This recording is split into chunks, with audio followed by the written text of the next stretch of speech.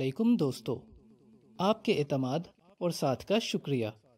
ہم پر امید ہیں کہ آپ کی یہ حوصلہ افزائی مستقبل میں نہ صرف برقرار رہے گی بلکہ اس میں اضافہ بھی ہوگا۔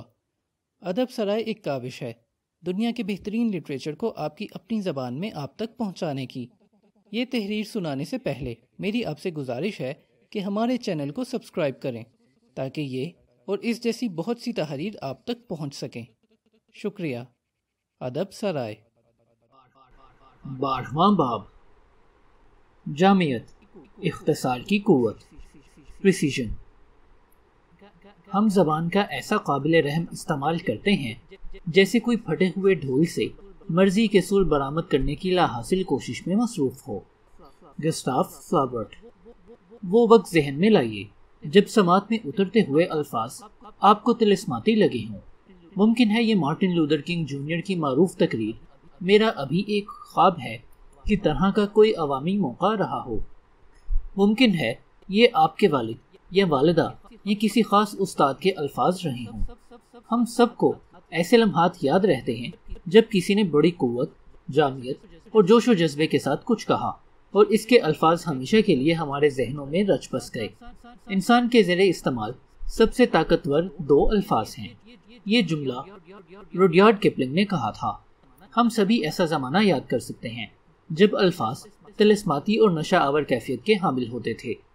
جب جان گرینڈر اور رچرڈ بینڈلر نے لوگوں کا تفصیلی مطالعہ کیا تو انہیں ان میں بہت سی مشترکہ خصوصیات نظر آئیں۔ ان میں سے انتہائی اہم ایک خصوصیت جامع ابلاغی مہارت کی تھی۔ ایک منتظم کو کامیاب ہونے کے لیے معلومات کا اہتمام کرنا ہوتا ہے۔ بینڈلر اور گرائنڈر نے پتہ چلایا کہ کامیاب ترین منتظم معلومات کی تہ تک تیزی سے پہنچے اور لوگوں تک اس کا صحیح ابلاغ کرنے میں کمال ذہانت کے حامل لگتے تھے۔ وہ اپنے انتہائی اہم نظریات کو زبردست جامعیت، اختصار کے ساتھ بنیادی محاوروں اور الفاظ کا استعمال کرتے نظر آتے تھے۔ وہ یہ بھی جانتے تھے کہ انہیں ہر چیز کی آگاہی کی قطعی ضرورت نہیں، انہیں کیا جاننا چاہیے اور کیا نہیں۔ یہ فرق ان کے ذہن میں بہت واضح تھا۔ وہ صرف مناسب جاننے پر ارتکاز کرتے تھے۔ بینڈر اور گرائنڈر نے یہ بھی مشاہدہ کیا کہ ورجینیا ساتر، فرٹس پرلز اور ڈاکٹر ملٹن ایرکسن جیسے باکمال تھراپسٹ بھی کچھ اسی طرح کے محاورے استعمال کیا کرتے تھے۔ ایسے محاورے جن کے ذریعے وہ اپنے مریضوں کے ساتھ 1 یا 2 سال کی بجائے 1 یا 2 ملاقاتوں ہی میں فوری نتائج اخذ کرنے کے قابل ہو جاتے تھے۔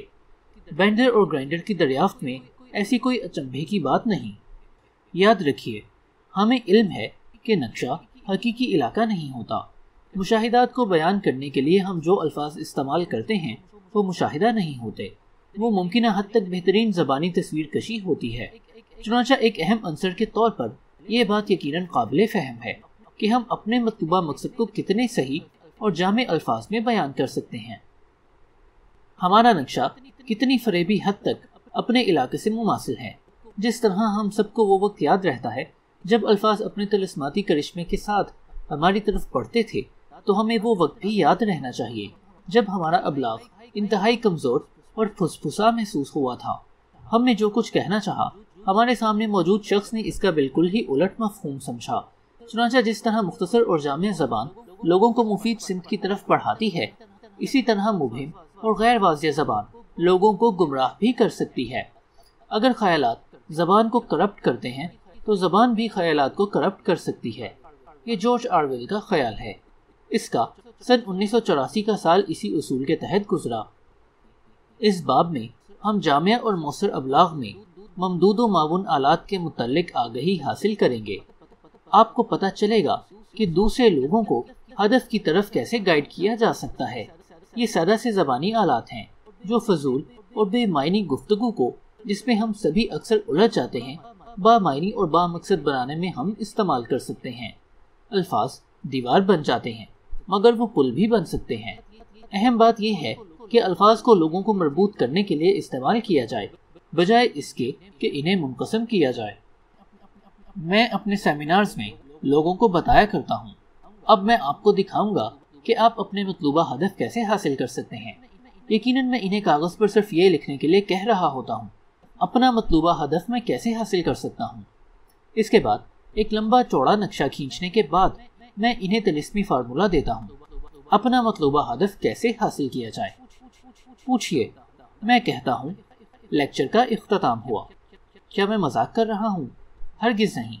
جب میں کہتا ہوں پوچھئے تو میرا قطعاً یہ مطلب نہیں ہوتا کہ التجا کریں، بھیک مانگے، شکایت کریں، وکالت کریں یا چیخنا چلانا شروع کر دیں۔ میں یہ بھی نہیں کہتا کہ کسی اعلان کی، مفت کے لنچ کی یا کسی خیراتی سرگرمی کی توقع لگا لیجئے۔ میرا یہ مقصد بھی نہیں ہوتا کہ آپ کسی اور کے ہاتھوں اپنا کام کیے جانے کی آس لگا لیں۔ میرا کہنا صرف یہ ہے کہ اختصار اور ذہانت کے ساتھ سوال کرنا سیکھیے۔ اس انداز میں سوال کرنا سیکھیے جو آپ کے ہدف کے واضح کرنے اور حاصل کرنے میں آپ کا مددگار ہو سکے۔ گزشتہ باب میں ہم نے یہ آگہی حاصل کی تھی کہ اپنے مقاصد، اہداف اور نتائج کے بارے میں تخصیصی فارمولہ طے کرنے کے بعد کام کی ابتدا کرنا ہے۔ اب آپ کو کچھ مزید زبانی آلات کی ضرورت ہے۔ ذہانت اور اختصار سے سوال پوچھنے کے سلسلے میں درج ذیل 5 ہدایات ذہن میں رکھیے۔ نمبر 1، واضح اور مخصوص سوالات پوچھیے۔ اپنے آپ کو یا کسی اور شخص کو تفصیلاً اپنے مقاصد کے بارے میں بتائیں۔ کتنا بلند، کتنا عرصہ، کتنی مقدار، کہاں، کب، کیسے اور کس کے ساتھ۔ اگر آپ کے کاروبار کو قرض چاہیے تو آپ کو مل جائے گا، بشرطیے کہ آپ کو معلوم ہو کہ قرضہ کیسے مانگنا ہے۔ اگر آپ کہتے ہیں ایک نئی پروڈکٹ بنانے کے لیے ہمیں کچھ سرمایہ چاہیے، اس لیے ہمیں کچھ قرضہ دے دیجیے، آپ کو مختصراً یہ واضح کرنا ہے کہ آپ کی ضروریات کیا ہیں، آپ قرضہ کیوں چاہتے ہیں اور اس کی ضرورت آپ کو کس وقت ہوگی۔ آپ کو یہ بھی واضح کرنا ہے کہ اس کے ذریعے آپ کیا اشیاء بنائیں گے۔ ہدف کا تعین کرنے والے سیمیناروں میں لوگ ہمیشہ یہی کہتے ہیں کہ انہیں مزید رقم درکار ہے۔ میں انہیں بعض مالی اداروں کا پتہ بتا دیتا ہوں، وہ انہیں مسائل بتاتے ہیں تو انہیں کچھ نہ کچھ مل جاتا ہے، مگر ذہانت امیز انداز میں اپنی طلب پیش نہ کر سکنے کی وجہ سے وہ مطلوبہ سرمایہ کاری حاصل نہیں کر پاتے۔ نمبر 2، اس سے کہیے جو آپ کی مدد کر سکتا ہے۔ واضح تخصیص کے ساتھ مانگنا ہی کافی نہیں، آپ کو خاص طور سے اس شخص سے سوال کرنا ہے جو وسائل اور ذرائع کا حامل ہے، معلومات، سرمایہ، ذاتی رسوخ اور کاروباری تجربہ۔ فرض کیجئے آپ کا اپنی شریک حیات سے معاملہ صحیح نہیں چل رہا، آپ کا رشتہ ٹوٹنے جا رہا ہے، آپ اپنا دل کھول کر رکھ سکتے ہیں، آپ ممکنہ انسانی حد تک تخصیص اور دیانتداری دکھا سکتے ہیں، لیکن اگر آپ کسی ایسے شخص سے مدد مانگیں جو خود کم و بیش ایسی ہی قابل رحم صورتحال کا شکار ہے تو کیا آپ کامیابی حاصل کر سکتے ہیں؟ ہرگز نہیں۔ معاملے پر بات کرنے کے لیے صحیح فرد کی تلاش ہمیں اس آگہی کی اہمیت جتاتی ہے کہ کارآمد چیز کو کیسے محسوس کیا جائے۔ آپ کی کوئی بھی طلب یا خواہش، بہتر تعلقات، بہتر ملازمت، آپ کی رقم کی سرمایہ کاری کا بہتر پروگرام، کسی اور کی طلب یا خواہش بھی رہی ہوگی اور کوئی نہ کوئی اس پر پہلے سے کام بھی کر رہا ہوگا۔ کمال صرف ایسے لوگوں کو ڈھونڈنے کا ہے اور ان کے صحیح کام کا مشاہدہ کرنا ہے۔ ہم میں سے بہت سے لوگ لا یعنی مباحث کی طرف کھینچے چلے جاتے ہیں۔ ذرا سی ہمدردانہ سماعت ملی اور ہم سمجھے ہماری مشکلات کا خاتمہ ہو گیا، حالانکہ مہارت اور علم کے بغیر اس ہمدردی کا قطعی کوئی فائدہ نہیں۔ نمبر 3، جس شخص سے آپ مدد چاہ رہے ہیں خود اس کی ذات کے لیے بھی اس معاملے میں دلکشی اور اہمیت اجاگر کیجیے۔ صرف کہہ کر یہ توقع نہ رکھیں کہ دوسرا شخص آپ کو کچھ دے دے گا، پہلے یہ سوچئے کہ آپ اس کی کس طرح مدد کر سکتے ہیں۔ اگر آپ کے پاس کوئی کاروباری آئیڈیا ہے اور اسے آگے بڑھانے کے لیے آپ کو رقم چاہیے، ایک طریقہ تو یہ ہے کہ کسی ایسے فرد کو تلاش کریں جو آپ کی مدد کرنے کے ساتھ اس سے فائدہ بھی اٹھا سکے۔ کسی بھی کام میں دوسرے کا مفاد پیدا کر دینا کوئی کٹھن مرحلہ نہیں ہوتا، وہ قدر یا مفاد محض ایک احساس یا خواب یا باہمی تفہیم بھی ہو سکتا ہے اور عموماً یہ خاصا کارگر رہتا ہے۔ اگر آپ میرے پاس آتے اور $10,000 کی ضرورت کا اظہار کرتے، میرا جواب غالباً یہ ہوتا، یہ ضرورت تو بہت سے لوگوں کو ہے۔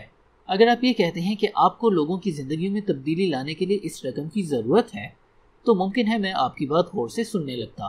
اگر آپ خصوصیت سے مجھے یہ سمجھاتے کہ آپ لوگوں کی مدد کرنا، ان کے لیے اور خود اپنے لیے قدر و وقت پیدا کرنا چاہتے ہیں تو میں یہ دیکھنے کی کوشش کرتا کہ آپ کی مدد کرنے سے مجھے کیا قدر و منزلت مل سکتی ہے۔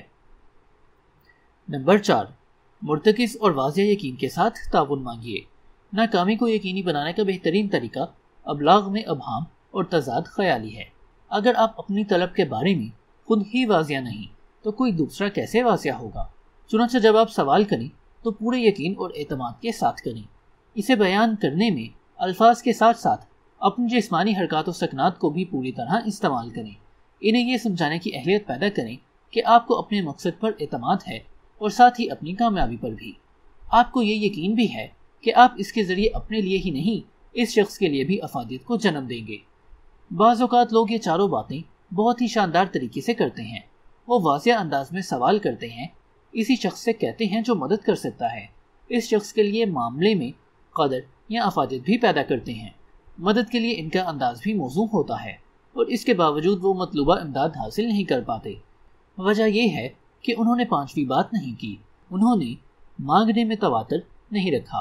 ذہانت سے مانگنے کا پانچواں اور سب سے اہم جز یہی نکتہ ہے. اس وقت تک مدد مانگتے رہیے جب تک آپ کی مطلوبہ خواہش پوری نہ ہو جائے. اس کا یہ مفہوم نہیں کہ ایک ہی آدمی کے پیچھے پڑے رہیں اور نہ ہی یہ کہ وہی رٹا رٹایا انداز رکھا جائے. یاد رکھیے، حتمی کامیابی کا فارمولہ کہتا ہے کہ ہدف کے حصول کا اندازہ لگانے کے لیے آپ کو اپنی حسیات میں گہرائی پیدا کرنی چاہیے اور ضروری تبدیلی کے لیے ذاتی لچک کا ہونا بہت ضروری ہے. چنانچہ جب آپ تعاون چاہتے ہیں تو آپ کو حالات کے مطابق مسلسل تبدیلی لاتے رہنا چاہیے یہاں تک کہ اپنا مطلوبہ ہدف حاصل کر لیں. کامیاب افراد کی زندگی کا مطالعہ کرنے سے پتہ چلتا ہے کہ وہ مسلسل سوال کرتے، کوششیں کرتے اور خود میں تبدیلی لاتے رہے، کیونکہ انہیں علم تھا کہ جلد یا بدیر ان کی ضروریات پوری کرنے والا کوئی نہ کوئی شخص انہیں مل جائے گا. فارمولے کا سب سے کٹھن حصہ کون سا ہے؟ بہت سے لوگوں کے لیے کسی خصوصی تعاون کے لیے دستے سوال دراز کرنا سب سے مشکل کام ہے. ہمارے کلچر میں واضح ابلاغ کی کوئی اہمیت نہیں اور غالباً ہماری بڑی ثقافتی ناکامیوں میں سے ایک یہ بھی ہے. زبان کسی معاشرے کی ضروریات کی عکاس ہوتی ہے. اسکیموں کے پاس برف کے لیے کئی درجن الفاظ ہوتے ہیں کیونکہ مؤثر ابلاغ کے لیے اسے برف کی مختلف اقسام کے درمیان امتیاز کرنے کا اہل ہونا چاہیے. پھسلنے والی برف ہوتی ہے، ایسی برف ہوتی ہے جس سے اگلو گھر بنائے جاتے ہیں. کسی خاص برف پر کتے دوڑائے جا سکتے ہیں. کوئی برف آپ کھا سکتے ہیں اور پگھلنے کے لیے تیار برف بھی ہوتی ہے. میرا کیلیفورنیا سے تعلق ہے. عملاً میں کبھی برف دیکھ ہی نہیں پایا، سو میرے پاس برف کا ایک ہی لفظ ہے اور وہی میرے لیے کافی ہے.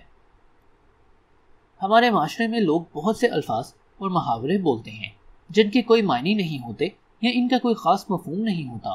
میں ان عمومی غیر حسی اساس کے الفاظ کو ملائم فلف کا نام دیتا ہوں. یہ الفاظ کچھ بھی واضح نہیں کرتے، یہ مبہم اندازے بازی کی طرح کام دیتے ہیں. میری پریشان لگتی ہے یا میری تھکی لگتی ہے ملائم اور مبہم بیان ہے. اس سے بھی بدتر بیان ہے میری پریشان ہے یا میری تھکی ہوئی ہے. واضح زبان یہ ہوتی ہے، میری 32 سالہ خاتون ہے، نیلی آنکھیں، براؤن بال، وہ میرے دائیں جانب کرسی پر ٹیک لگائے بیٹھی ڈائٹ کوک پی رہی ہے. آنکھیں غیر مرتکز اور سانس منتشر سا ہے. خارجی مشاہدے کے ذریعے کسی کی حالت سمجھنے اور محض اندازہ بازی میں یہ فرق ہے. بولنے والے کو میری کی اندرونی کیفیت کا قطعی علم نہیں، وہ اپنا نقشہ بنا کر اس کے مشاہدے کے بارے میں اپنی معلومات ظاہر کر رہا ہے.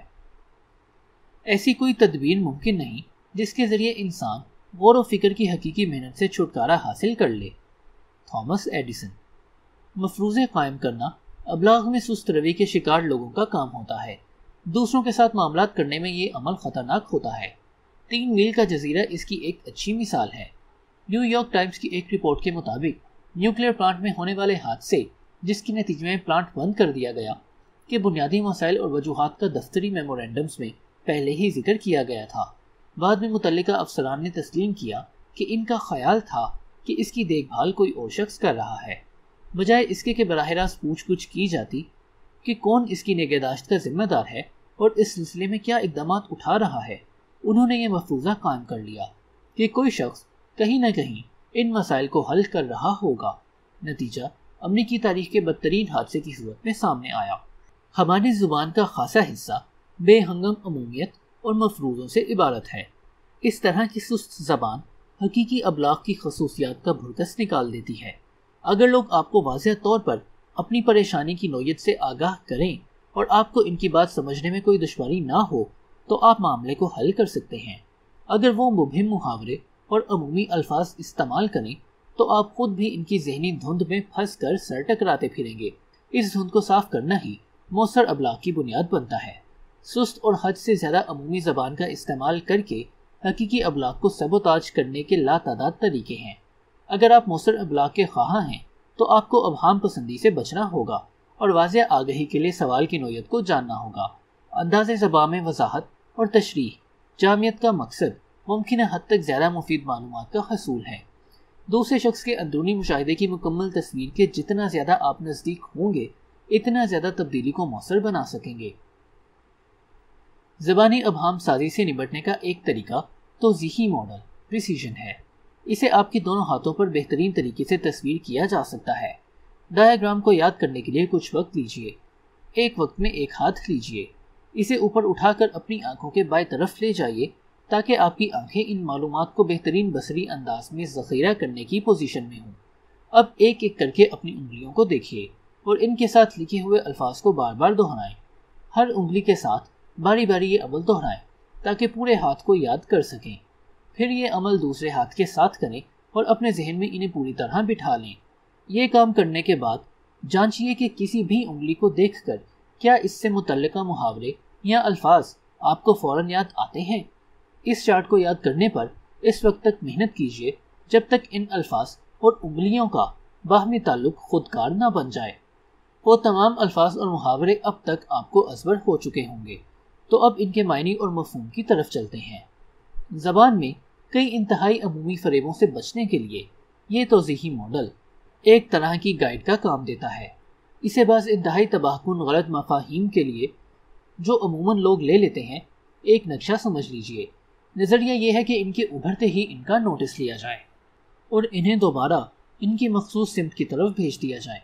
یہ ہمیں ایسے ذرائع مہیا کرتا ہے جن کے ذریعے لوگوں سے اچھے روابط رکھتے ہوئے ان کی غلط بیانی، ادھوری باتوں اور عمومیت پسندی کو بخوبی سمجھا جا سکتا ہے۔ چلیے چھوٹی انگلی سے سٹارٹ کرتے ہیں۔ دائیں ہاتھ پر آپ کے پاس ہماگیریت یا عمومیت کا لفظ ہونا چاہیے اور بائیں ہاتھ کی طرف تمام، ہر ایک اور کبھی نہیں کے الفاظ۔ ہماگیریت کے حامل الفاظ بہت اچھے ہوتے ہیں بشرط یہ کہ یہ سچائی ہوں۔ اگر آپ کہیں ہر شخص کو آکسیجن چاہیے یا آپ کے بچے کے اسکول کے تمام استاد گریجویٹ ہیں تو آپ محض حقیقت بتا رہے ہوتے ہیں، لیکن اکثر اوقات ہماگیریت کے حامل الفاظ ابہام کے دائرے میں جا گھستے ہیں۔ آپ گلی میں شور مچاتے کچھ بچوں کو دیکھ کر کہہ اٹھتے ہیں، آج کل کے بچوں میں تو تمیز ہی نہیں۔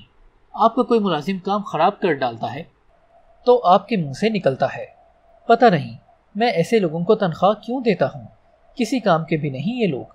دونوں معاملات میں بلکہ اکثر اوقات ہم ہماگیریت کے حامل الفاظ استعمال کرتے ہیں۔ ہم نے ایک محدود حقیقت کو ایک عمومی جھوٹ بنا ڈالا۔ ممکن ہے وہ بچے شور کر رہے ہوں لیکن سبھی بچے تو بدتمیز نہیں ہوتے۔ ممکن ہے ایک ملازم نااہل ہو لیکن تمام ملازم تو نااہل نہیں ہو سکتے۔ چنانچہ آئندہ جب بھی آپ ایسی عمومیت سنیں فوراً توضیحی ماڈل سے رجوع کریں۔ ہماگیریت کی اہلیت پر زور دیتے ہوئے بیان کو دہرائیے۔ تمام بچے بدتمیز ہوتے ہیں۔ اپنے آپ سے پوچھئے، تمام؟ ہاں میرا خیال ہے ایسا نہیں ہے، بس یہی بچے بدتمیز لگتے ہیں۔ آپ کے ملازم کبھی کام نہیں کرتے؟ آپ کا سوال، کبھی نہیں۔ نہیں، میرے خیال میں یہ صحیح نہیں، یہ ایک آدمی گڑبڑ کر رہا تھا، لیکن میں نہیں کہہ سکتا کہ باقی لوگوں کے بارے میں بھی یہ بات درست ہوگی۔ اب اگلی دو انگلیوں کو اکٹھا کر کے لائیے اور اس کے تحدیدی الفاظ کا جائزہ لیجیے۔ چاہیے، نہیں چاہیے، لازماً، بس میں نہیں۔ اگر کوئی آپ کو بتائے کہ وہ کام نہیں کر سکتا تو وہ ذہن کو کیا سگنلز بھیج رہا ہے؟ محدود کرنے والا جو یقینی بنا رہا ہے کہ وہ کام نہیں کر سکتا۔ اب اگر آپ لوگوں سے پوچھیں کہ وہ کام کیوں نہیں کر سکتے یا کیوں انہیں انتہائی ناپسندیدہ کام کرنا پڑتا ہے تو ان کے پاس جوابات کی کوئی کمی نہیں ہوتی۔ اس دائرے کو توڑنے کا طریقہ یہ ہے کہ کہہ دیجئے، اگر آپ یہ کام کر ڈالیں گے تو کیا ہوگا؟ یہ پوچھنا اس امکان کو جنم دیتا ہے کہ پہلے وہ اس پہلو سے ناآشنا تھے۔ اس طرح انہیں سرگرمی کے مثبت اور منفی دونوں پہلوؤں کا جائزہ لینے کا موقع ملتا ہے۔ آپ کے اندرونی ڈائیلاگ میں بھی یہی پروسیس کام کرتا ہے۔ جب آپ اپنے آپ سے کہتے ہیں میں یہ کام نہیں کر سکتا، اگلا کام یہ ہونا چاہیے کہ خود سے پوچھیں اگر میں یہ کام کر سکتا تو کیا ہوتا؟ جواب میں ممکنہ مثبت صورتوں کی فہرست بن جائے گی جو نئے اقدامات اور نئے احساسات کی صلاحیت کو جنم دے گی۔ یہ امکان کی نئی تصاویر اور پھر نئی کیفیت، نئے اقدامات اور نئے ممکنہ نتائج پیدا کر سکتی ہے۔ صرف اپنے آپ سے اس سوال کا پوچھنا آپ کی جسمانی فعالیت اور سوچ میں مثبت تبدیلی کا آغاز کر دے گا۔ مزید برآں آپ یہ بھی پوچھ سکتے ہیں، یہ کام کرنے میں مجھے اب کیا رکاوٹ ہے، اور اس طرح ممکنہ تبدیلی کے بارے میں بالکل واضح ہو جائیں۔ اب اپنی درمیانی انگلیوں پر آ جائیں جو افعال کے لیے ہوتی ہیں، اور پوچھئے کتنی تخصیص کے ساتھ۔ یاد رکھیے، آپ کا ذہن مؤثر طریقے سے چلنے کے لیے واضح سگنلز چاہتا ہے۔ مبہم زبان یا مبہم خیالات ذہن کو بیکار کر دیتے ہیں۔ اگر کوئی کہتا ہے میں ڈپریشن محسوس کرتا ہوں، وہ محض ایک پھنسی ہوئی کیفیت بتا رہا ہے، کسی خاص بات کا ذکر نہیں کر رہا۔ وہ آپ کو کوئی ایسی معلومات نہیں دے رہا جن پر آپ مثبت انداز میں کام کر سکیں۔ ابہام کو توڑ کر پھنسی ہوئی کیفیت کو توڑ ڈالیے۔ اگر کوئی اپنے ڈپریس ہونے کا ذکر کرتا ہے تو آپ کو اس سے پوچھنا چاہیے کہ وہ کس طرح کے ڈپریشن میں ہے، کون سی چیز اس احساس کا سبب بن رہی ہے۔ اسے زیادہ تخصیص کی جانب لاتے ہوئے آپ کو توضیحی ماڈل کے ایک حصے سے لازماً دوسرے حصے کی طرف جانا چاہیے۔ چنانچہ اگر آپ اس سے مزید تخصیص اسپیسیفک کے متعلق پوچھیں تو وہ غالباً کہے گا میں ڈپریس اس لیے ہوں کہ میں عموماً اپنے کام میں گڑبڑ کر ڈالتا ہوں۔ اگلا سوال کیا ہے؟ کیا یہ ہمہ گیر سچائی ہے؟ ظاہر ہے نہیں۔ چنانچہ آپ پوچھیں گے تم ہمیشہ کام میں گڑبڑ کرتے ہو؟ زیادہ امکان اسی جواب کا ہے، نہیں، ہمیشہ نہیں۔ میرا خیال ہے ابہام کو توڑنے کے بعد آپ تخصیص کی جانب بڑھتے ہوئے اصلی مسائل کی شناخت اور ان کے حل کی جانب بڑھ رہے ہیں۔ عموماً یہ ہوتا ہے کہ آدمی نے اپنے کام میں کوئی معمولی نوعیت کی خرابی کی ہوتی ہے اور اسے بہت بڑی ناکامی سمجھنے لگتا ہے، جو دراصل محض اس کے ذہن میں ہوتی ہے۔ اب آپ اپنی شہادت کی دونوں انگلیاں اکٹھی رکھیے جو اسما، ناموں اور خصوصیت سے کون اور کیا کو ظاہر کرتی ہیں۔ جب بھی عمومی بیان میں آپ اسما، لوگوں، جگہوں اور چیزوں کا ذکر سنیں، اس محاورے سے جواب دیجیے جس میں کون اور کیا خصوصیت سے شامل ہوں۔ یہاں بھی آپ کو افعال والا عمل دہرانا ہے، یعنی ابہام سے وضاحت یا تخصیص کی طرف چلنا ہے۔ آپ کسی ایسے عمومی خیال کے ساتھ جو محض کسی کے ذہن میں موجود ہو کام نہیں کر سکتے۔ آپ حقیقی دنیا سے معاملات کر سکتے ہیں۔ غیر تخصیصی انسپیسیفائڈ اسما ابہام کی بدترین قسموں میں سے ایک ہوتے ہیں۔ کئی بار آپ نے کسی کو یہ کہتے سنا ہوگا وہ لوگ مجھے نہیں سمجھتے، یا وہ مجھے صحیح موقع دینے کے لیے تیار نہیں۔ ٹھیک ہے، مگر یہ لوگ خاص طور سے ہیں کون؟ اگر یہ کوئی بڑا ادارہ ہے تو غالباً وہاں کوئی فیصلہ کرنے والا شخص بھی ہوگا۔ تو بجائے خود کو ایک غیر واضح اور مبہم کیفیت کا شکار رکھنے کے وہ مجھے نہیں سمجھتے، آپ کو حقیقی دنیا میں حقیقی فیصلہ کن فرد سے معاملہ طے کرنے کا کوئی راستہ نکالنا چاہیے۔ ایک غیر مخصوص بے نام سا وہ تو بدترین قسم کا جھنجھٹ ثابت ہو سکتا ہے۔ اگر آپ کو پتہ نہیں کہ وہ کون ہیں اور آپ اپنی صورتحال کو بدلنے کی صلاحیت خود میں پیدا نہیں کر سکتے اور قسم پرسی کا شکار ہو جاتے ہیں، لیکن اگر آپ تخصیص پر ارتکاز کریں تو آپ صورتحال پر دوبارہ قابو پا سکتے ہیں۔ اگر کوئی کہتا ہے آپ کا منصوبہ ناقابل عمل ہے تو آپ کو فوراً یہ اندازہ لگانا ہوگا کہ اس کے ساتھ کیا خصوصی مسئلہ درپیش ہے۔ اس قسم کا جواب ہاں یہ منصوبہ کام کرے گا اچھے تعلقات میں گڑبڑ پیدا کر سکتا ہے اور اس سے کوئی مسئلہ حل نہیں ہوگا۔ عموماً پورا پلان مد نظر نہیں ہوتا بلکہ اس کا کوئی چھوٹا سا حصہ سامنے ہوتا ہے۔ اگر آپ اپنے پورے پلان کو دوبارہ ترتیب دینے لگے تو یوں ہوگا جیسے آپ رڈار کے بغیر اڑتا ہوا کوئی جہاز ہیں۔ آپ ہر چیز طے کر سکتے ہیں سوائے اس ایک مسئلے کے۔ اگر آپ مسئلے کا محل وقوع سمجھ لیں اور اسے حل کر ڈالیں تو آپ قابل قدر تبدیلی لانے کے راستے پر ہیں۔ یاد رکھیے، نقشہ حقیقی علاقے سے جتنا زیادہ مشابہ ہوتا ہے وہ اتنا ہی زیادہ قیمتی ہو جاتا ہے۔ علاقے کی ماہیت کے بارے میں جتنا زیادہ آپ کو آگہی ہوگی، اسے تبدیل کرنے کی اتنی ہی زیادہ طاقت آپ میں ہوگی۔ توضیحی ماڈل کے آخری حصے کے لیے اپنے دونوں انگوٹھوں کو دبائیے۔ ایک انگوٹھا کہتا ہے بہت زیادہ مقدار، بہت تعداد، بہت قیمتی، مہنگا۔ دوسرا انگوٹھا بتاتا ہے کس کے موازنے میں۔ جب ہم کہتے ہیں بہت زیادہ، بہت سے لوگ، بہت قیمتی، ہم ایک اور طرح کی حذف کی قسم ڈیلیشن استعمال کر رہے ہیں۔ اس کی بنیاد ایک عارضی سی کیفیت ہوتی ہے جو عموماً ہمارے ذہن کے اندر ہی کہیں پائی جاتی ہے۔ ممکن ہے آپ کہیں کہ ایک ہفتے سے زیادہ کی چھٹی کام سے دور رہنے کے لیے کچھ زیادہ ہی وقت ہے، یا $299 کے ہوم کمپیوٹر کے لیے آپ کے بچے کی خواہش آپ کے نزدیک کچھ زیادہ ہی مہنگی ہے۔ آپ ایک موازنے کے ذریعے اس عمومیت پسندی سے باہر نکل سکتے ہیں۔ کام سے 2 ہفتے تک دور رہنے کے نتیجے میں آپ ذہنی اور جسمانی طور پر آسودہ ہوں گے اور پھر بہتر کارکردگی دکھا رہے ہوں گے، تو ایسی چھٹی یقیناً فائدہ مند ہوگی۔ ہوم کمپیوٹر یقیناً بہت مہنگا لگے گا اگر اس کا کوئی فائدہ نہ ہو، اور اگر آپ اسے قابل قدر تعلیمی آلہ سمجھتے ہیں تو یہ کئی ہزار ڈالر سے بھی زیادہ قیمتی ہو سکتا ہے۔ یہ فیصلہ صحیح انداز میں کرنے کا صرف ایک ہی طریقہ ہے، اور وہ ہے موازنے کے صحیح نکات۔ توضیحی ماڈل کا استعمال شروع کرنے کے بعد آپ کو محسوس ہوگا جیسے آپ اسے طبعی یا فطری طور پر استعمال کرنے لگے ہیں۔ مثلا کبھی کبھار کوئی مجھے بتاتا ہے آپ کا سیمینار بہت مہنگا ہے، جب میں جواباً پوچھتا ہوں کس کے مقابلے میں؟ ان دوسرے سیمیناروں کے مقابلے میں جہاں میں جاتا رہا ہوں۔ اس کا عمومی جواب یہی ہوگا۔ پھر میں یہ جاننے کی کوشش کرتا ہوں کہ وہ کن سیمیناروں کا حوالہ دے رہا ہے، اور اس سے پوچھتا ہوں وہ سیمینار کس حد تک میرے سیمینار سے مماثل ہے۔ وہ جواب دیتا ہے مماثل تو بالکل نہیں ہے۔ بہت خوب، کیا ہوگا اگر آپ کو میرا سیمینار آپ کے پیسے اور وقت کا صحیح مصرف محسوس ہو؟ اس کا سانس لینے کا انداز بدل جاتا ہے۔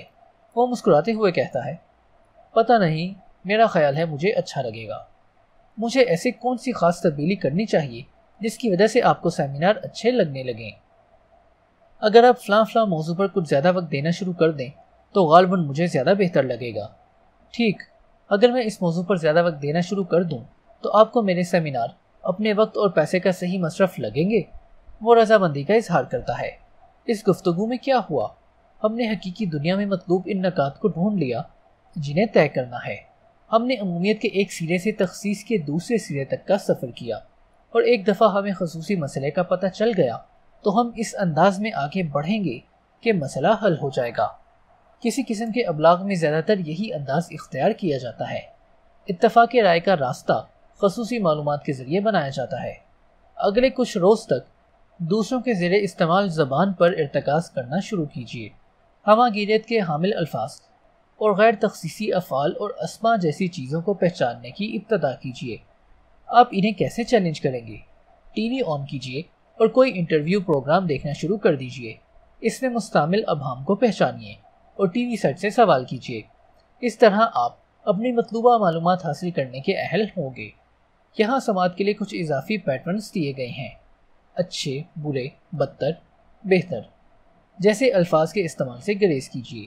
یہ الفاظ تجزیے یا انداز کی کوئی نہ کوئی شکل ظاہر کرتے ہیں۔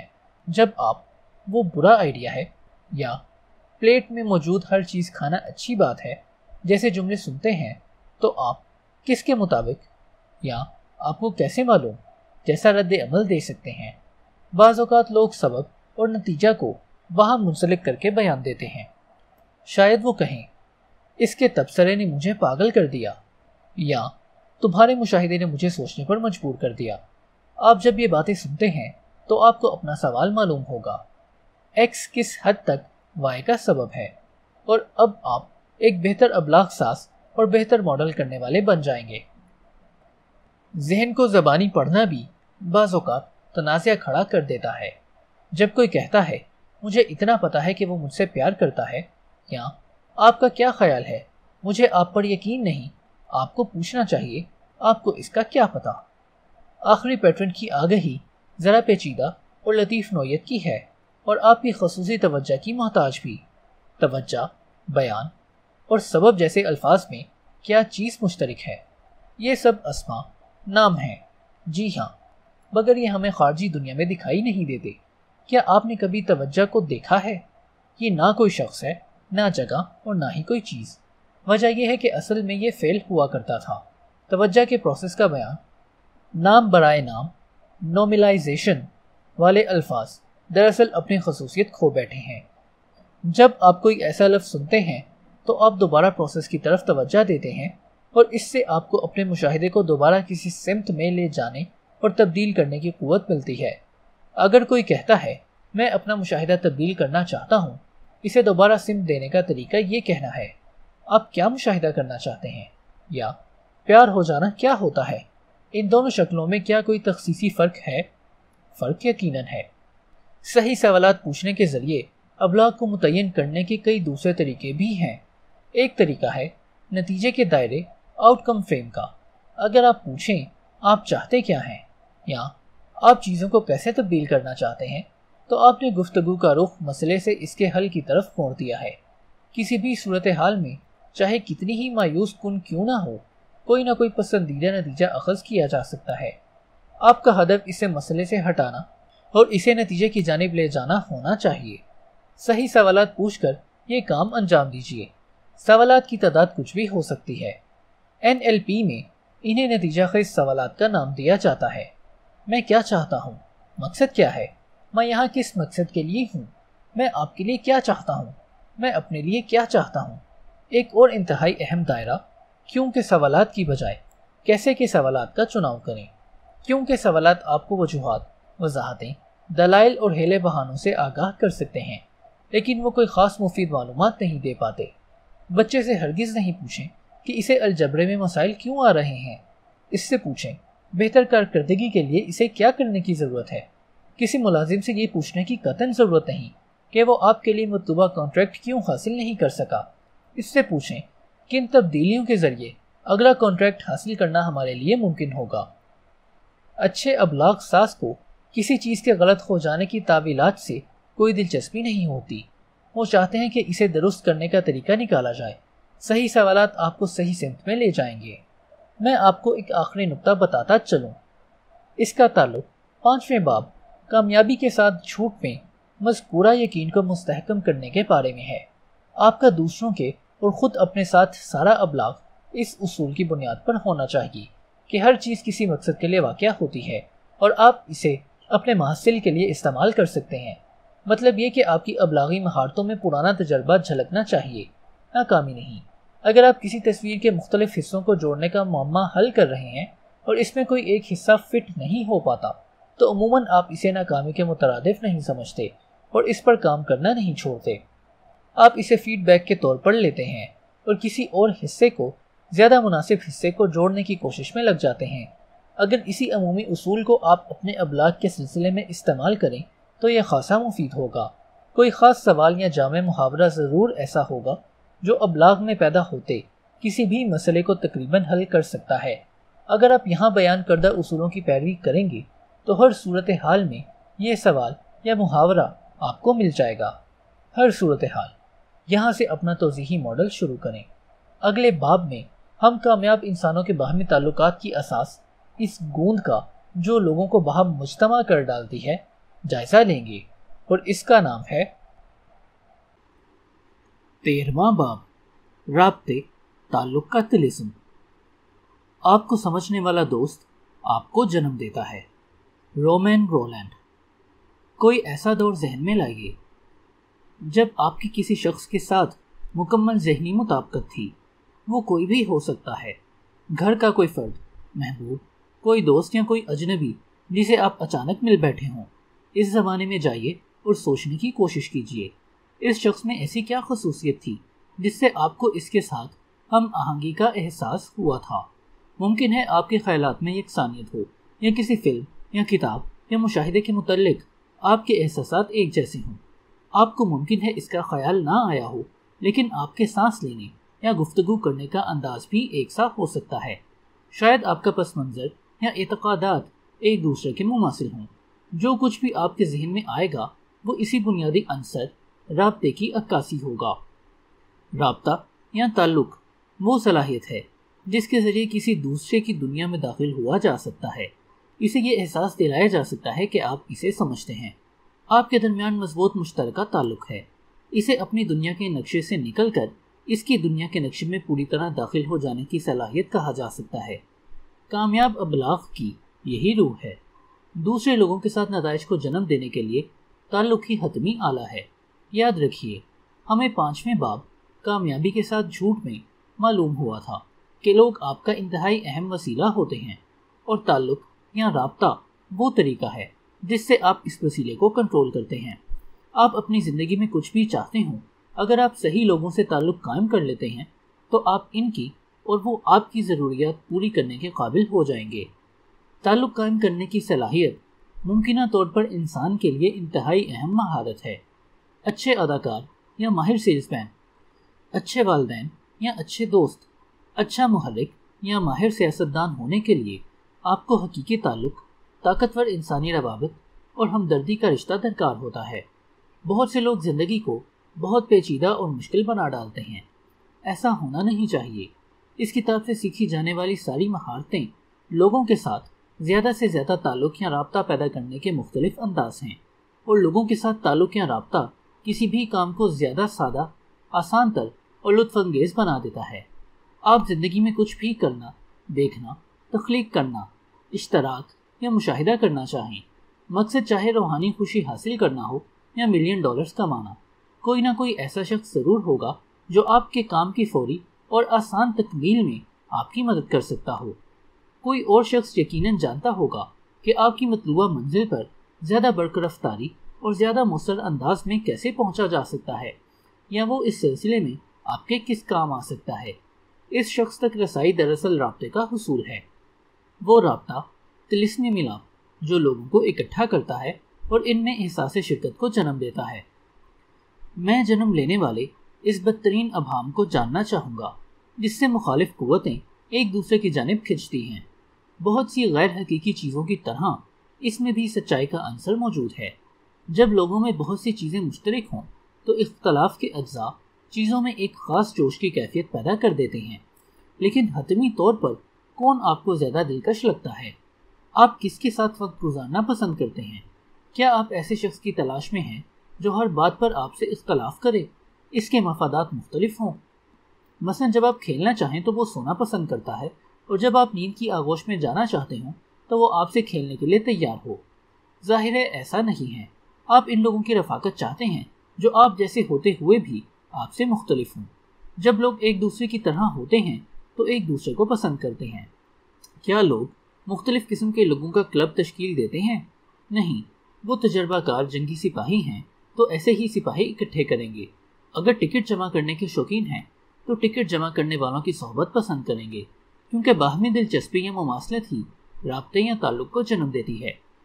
کبھی کسی کنونشن میں جانے کا اتفاق ہوا ہے؟ وہاں لوگوں کے درمیان ایک تم یکجہتی اور تعلق کا احساس جنم لے لیتا ہے، حالانکہ ان میں سے اکثر لوگ پہلے کبھی ایک دوسرے سے ملے بھی نہیں ہوتے۔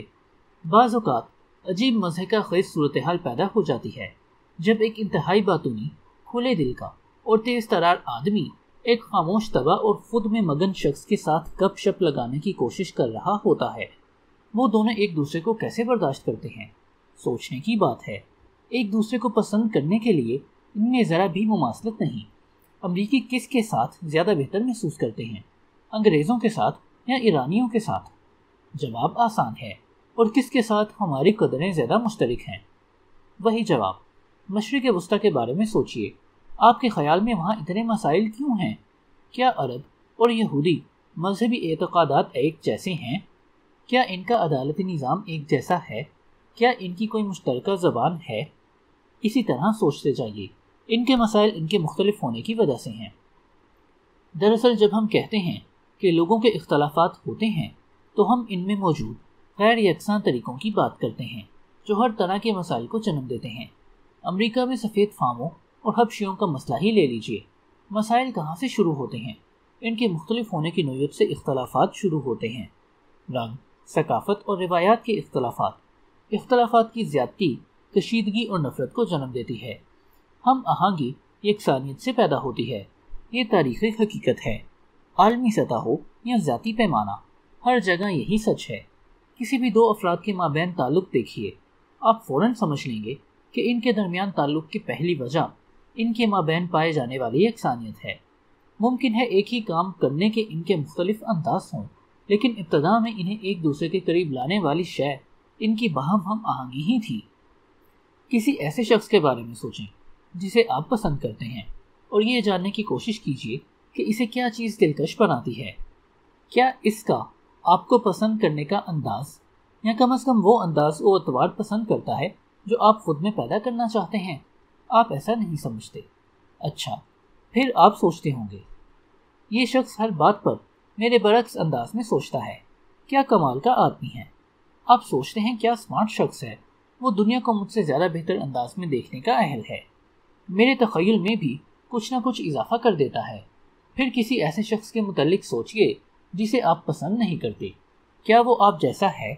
کیا آپ سوچتے ہیں خدا کی پناہ کیا بیکار آدمی ہے، بالکل میری طرح سوچتا رہتا ہے۔ کیا اس کا مطلب یہ ہے کہ اختلافات سے پیدا شدہ تضادات، مزید اختلافات کے شیطانی چکر سے باہر نکلنے کا کوئی طریقہ نہیں؟ یقیناً ایسا نہیں ہے، کیونکہ ہر معاملے میں جہاں اختلافات ہوں وہاں مطابقت بھی ہوتی ہے۔ جیسے امریکہ میں کالوں اور گوروں کے مابین بہت سے اختلافات ہیں، لیکن کہیں زیادہ مطابقت اور یکسانیت بھی ہے۔ ہم سب مرد اور عورتیں ہیں، بہن بھائی ہیں، سب کے ایک جیسے خدشات اور خواہشات۔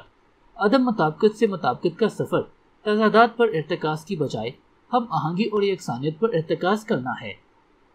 اپنی تشکیل شدہ دنیاوی تصور کو کسی دوسرے تک پہنچنے کا طریقہ جاننا حقیقی ابلاغ کا پہلا مرحلہ ہے، اور یہ چیز ہمیں کس طرح آتی ہے؟ تعلق میں مہارت کے ذریعے۔ اگر آپ اپنے مقصد کے لیے کسی شخص کی ہمدردی جیتنا چاہتے ہیں تو سب سے پہلے اپنی بے غرض دوستی کا یقین دلانا ہوگا۔ ابراہیم لنکن۔ ہم تعلق کیسے بناتے ہیں؟ ہم باہمی مطابقت دریافت کر کے یا اسے پیدا کر کے تعلق کو جنم دیتے ہیں۔ NLP کی زبان میں ہم اس عمل کو انعکاس یا مطابقت کہتے ہیں۔ کسی دوسرے آدمی کے ساتھ مطابقت اور پھر تعلق کی کیفیت پیدا کرنے کے کئی طریقے ہیں۔ آپ اپنی پسند کو عکس کر سکتے ہیں، یعنی لباس یا پسندیدہ سرگرمی کا یکساں مشاہدہ یا سٹائل اپنا سکتے ہیں۔ رشتوں یا تعلقات کو عکس کیا جا سکتا ہے، یعنی یکساں دوست یا شناسہ۔ اعتقادات یا خیالات کا انعکاس بھی ممکن ہے۔ یہ عمومی مشاہدات ہوتے ہیں۔ یہ وہ طریقے ہیں جن سے ہم دوستیاں اور تعلقات بناتے ہیں۔ ان سب مشاہدات میں ایک قدر مشترک ہوتی ہے۔ ان کا ابلاغ الفاظ کے ذریعے ہوتا ہے۔ الفاظ کے ذریعے ایک دوسرے کو اپنے متعلق معلومات بہم پہنچانا مطابقت یا ہم آہنگی پیدا کرنے کا سب سے عام انداز ہے۔ تاہم تجزیاتی مطالعوں سے پتہ چلتا ہے کہ لوگوں کے مابین ابلاغ کا صرف 7% حصہ الفاظ کے ذریعے عمل میں آتا ہے۔ الفاظ کا لہجہ 38% معنویت دیتا ہے۔ مجھے اپنا بچپن یاد ہے جب میری والدہ اونچی آواز میں مجھے بلاتی تھی۔ N3 ایک خاص لہجہ جس میں میرا نام ہی نہیں اور بہت کچھ بھی ہوتا تھا۔ ابلاغ کا 55% سب سے بڑا جز جسمانی فعالیت یا جسمانی حرکات و سکنات سے عبارت ہوتا ہے۔ گفتگو کرنے والے شخص کے چہرے کے تاثرات، اتار چڑھاؤ، حرکات کی نوعیت اور کوالٹی اس کے الفاظ سے ادا ہونے والے مفہوم سے کہیں زیادہ آگہی دے رہے ہوتے ہیں۔ اس کی وضاحت ڈان ریکلز جیسے شخص سے کی جا سکتی ہے، جو اٹھ کر آپ پر حملہ آور ہوتا ہے، آپ سے خوفناک باتیں کرتا ہے اور آپ کو کہے لگانے پر مجبور کر دیتا ہے۔ یا ایڈی مرفی کس طرح 4 حرفی الفاظ استعمال کر کے آپ کو لوٹ پوٹ کر ڈالتا ہے۔ یہاں الفاظ کی کوئی اہمیت نہیں، یہ اس کا انداز بیان ہے، اس کا لہجہ اور اس کی حرکات و سکنات ہیں جو آپ کو ہنسنے پر مجبور کر دیتے ہیں۔ چنانچہ اگر ہم محض اپنی گفتگو کے مواد سے کوئی تعلق پیدا کرنے کی کوشش کر رہے ہیں تو گویا ہم دوسرے شخص کے ذہن پر اثر انداز ہونے والے اور اسے ہم آہنگی کا پیغام بہتر انداز میں پہنچانے والے دوسرے طریقے کو نظر انداز کر رہے ہیں۔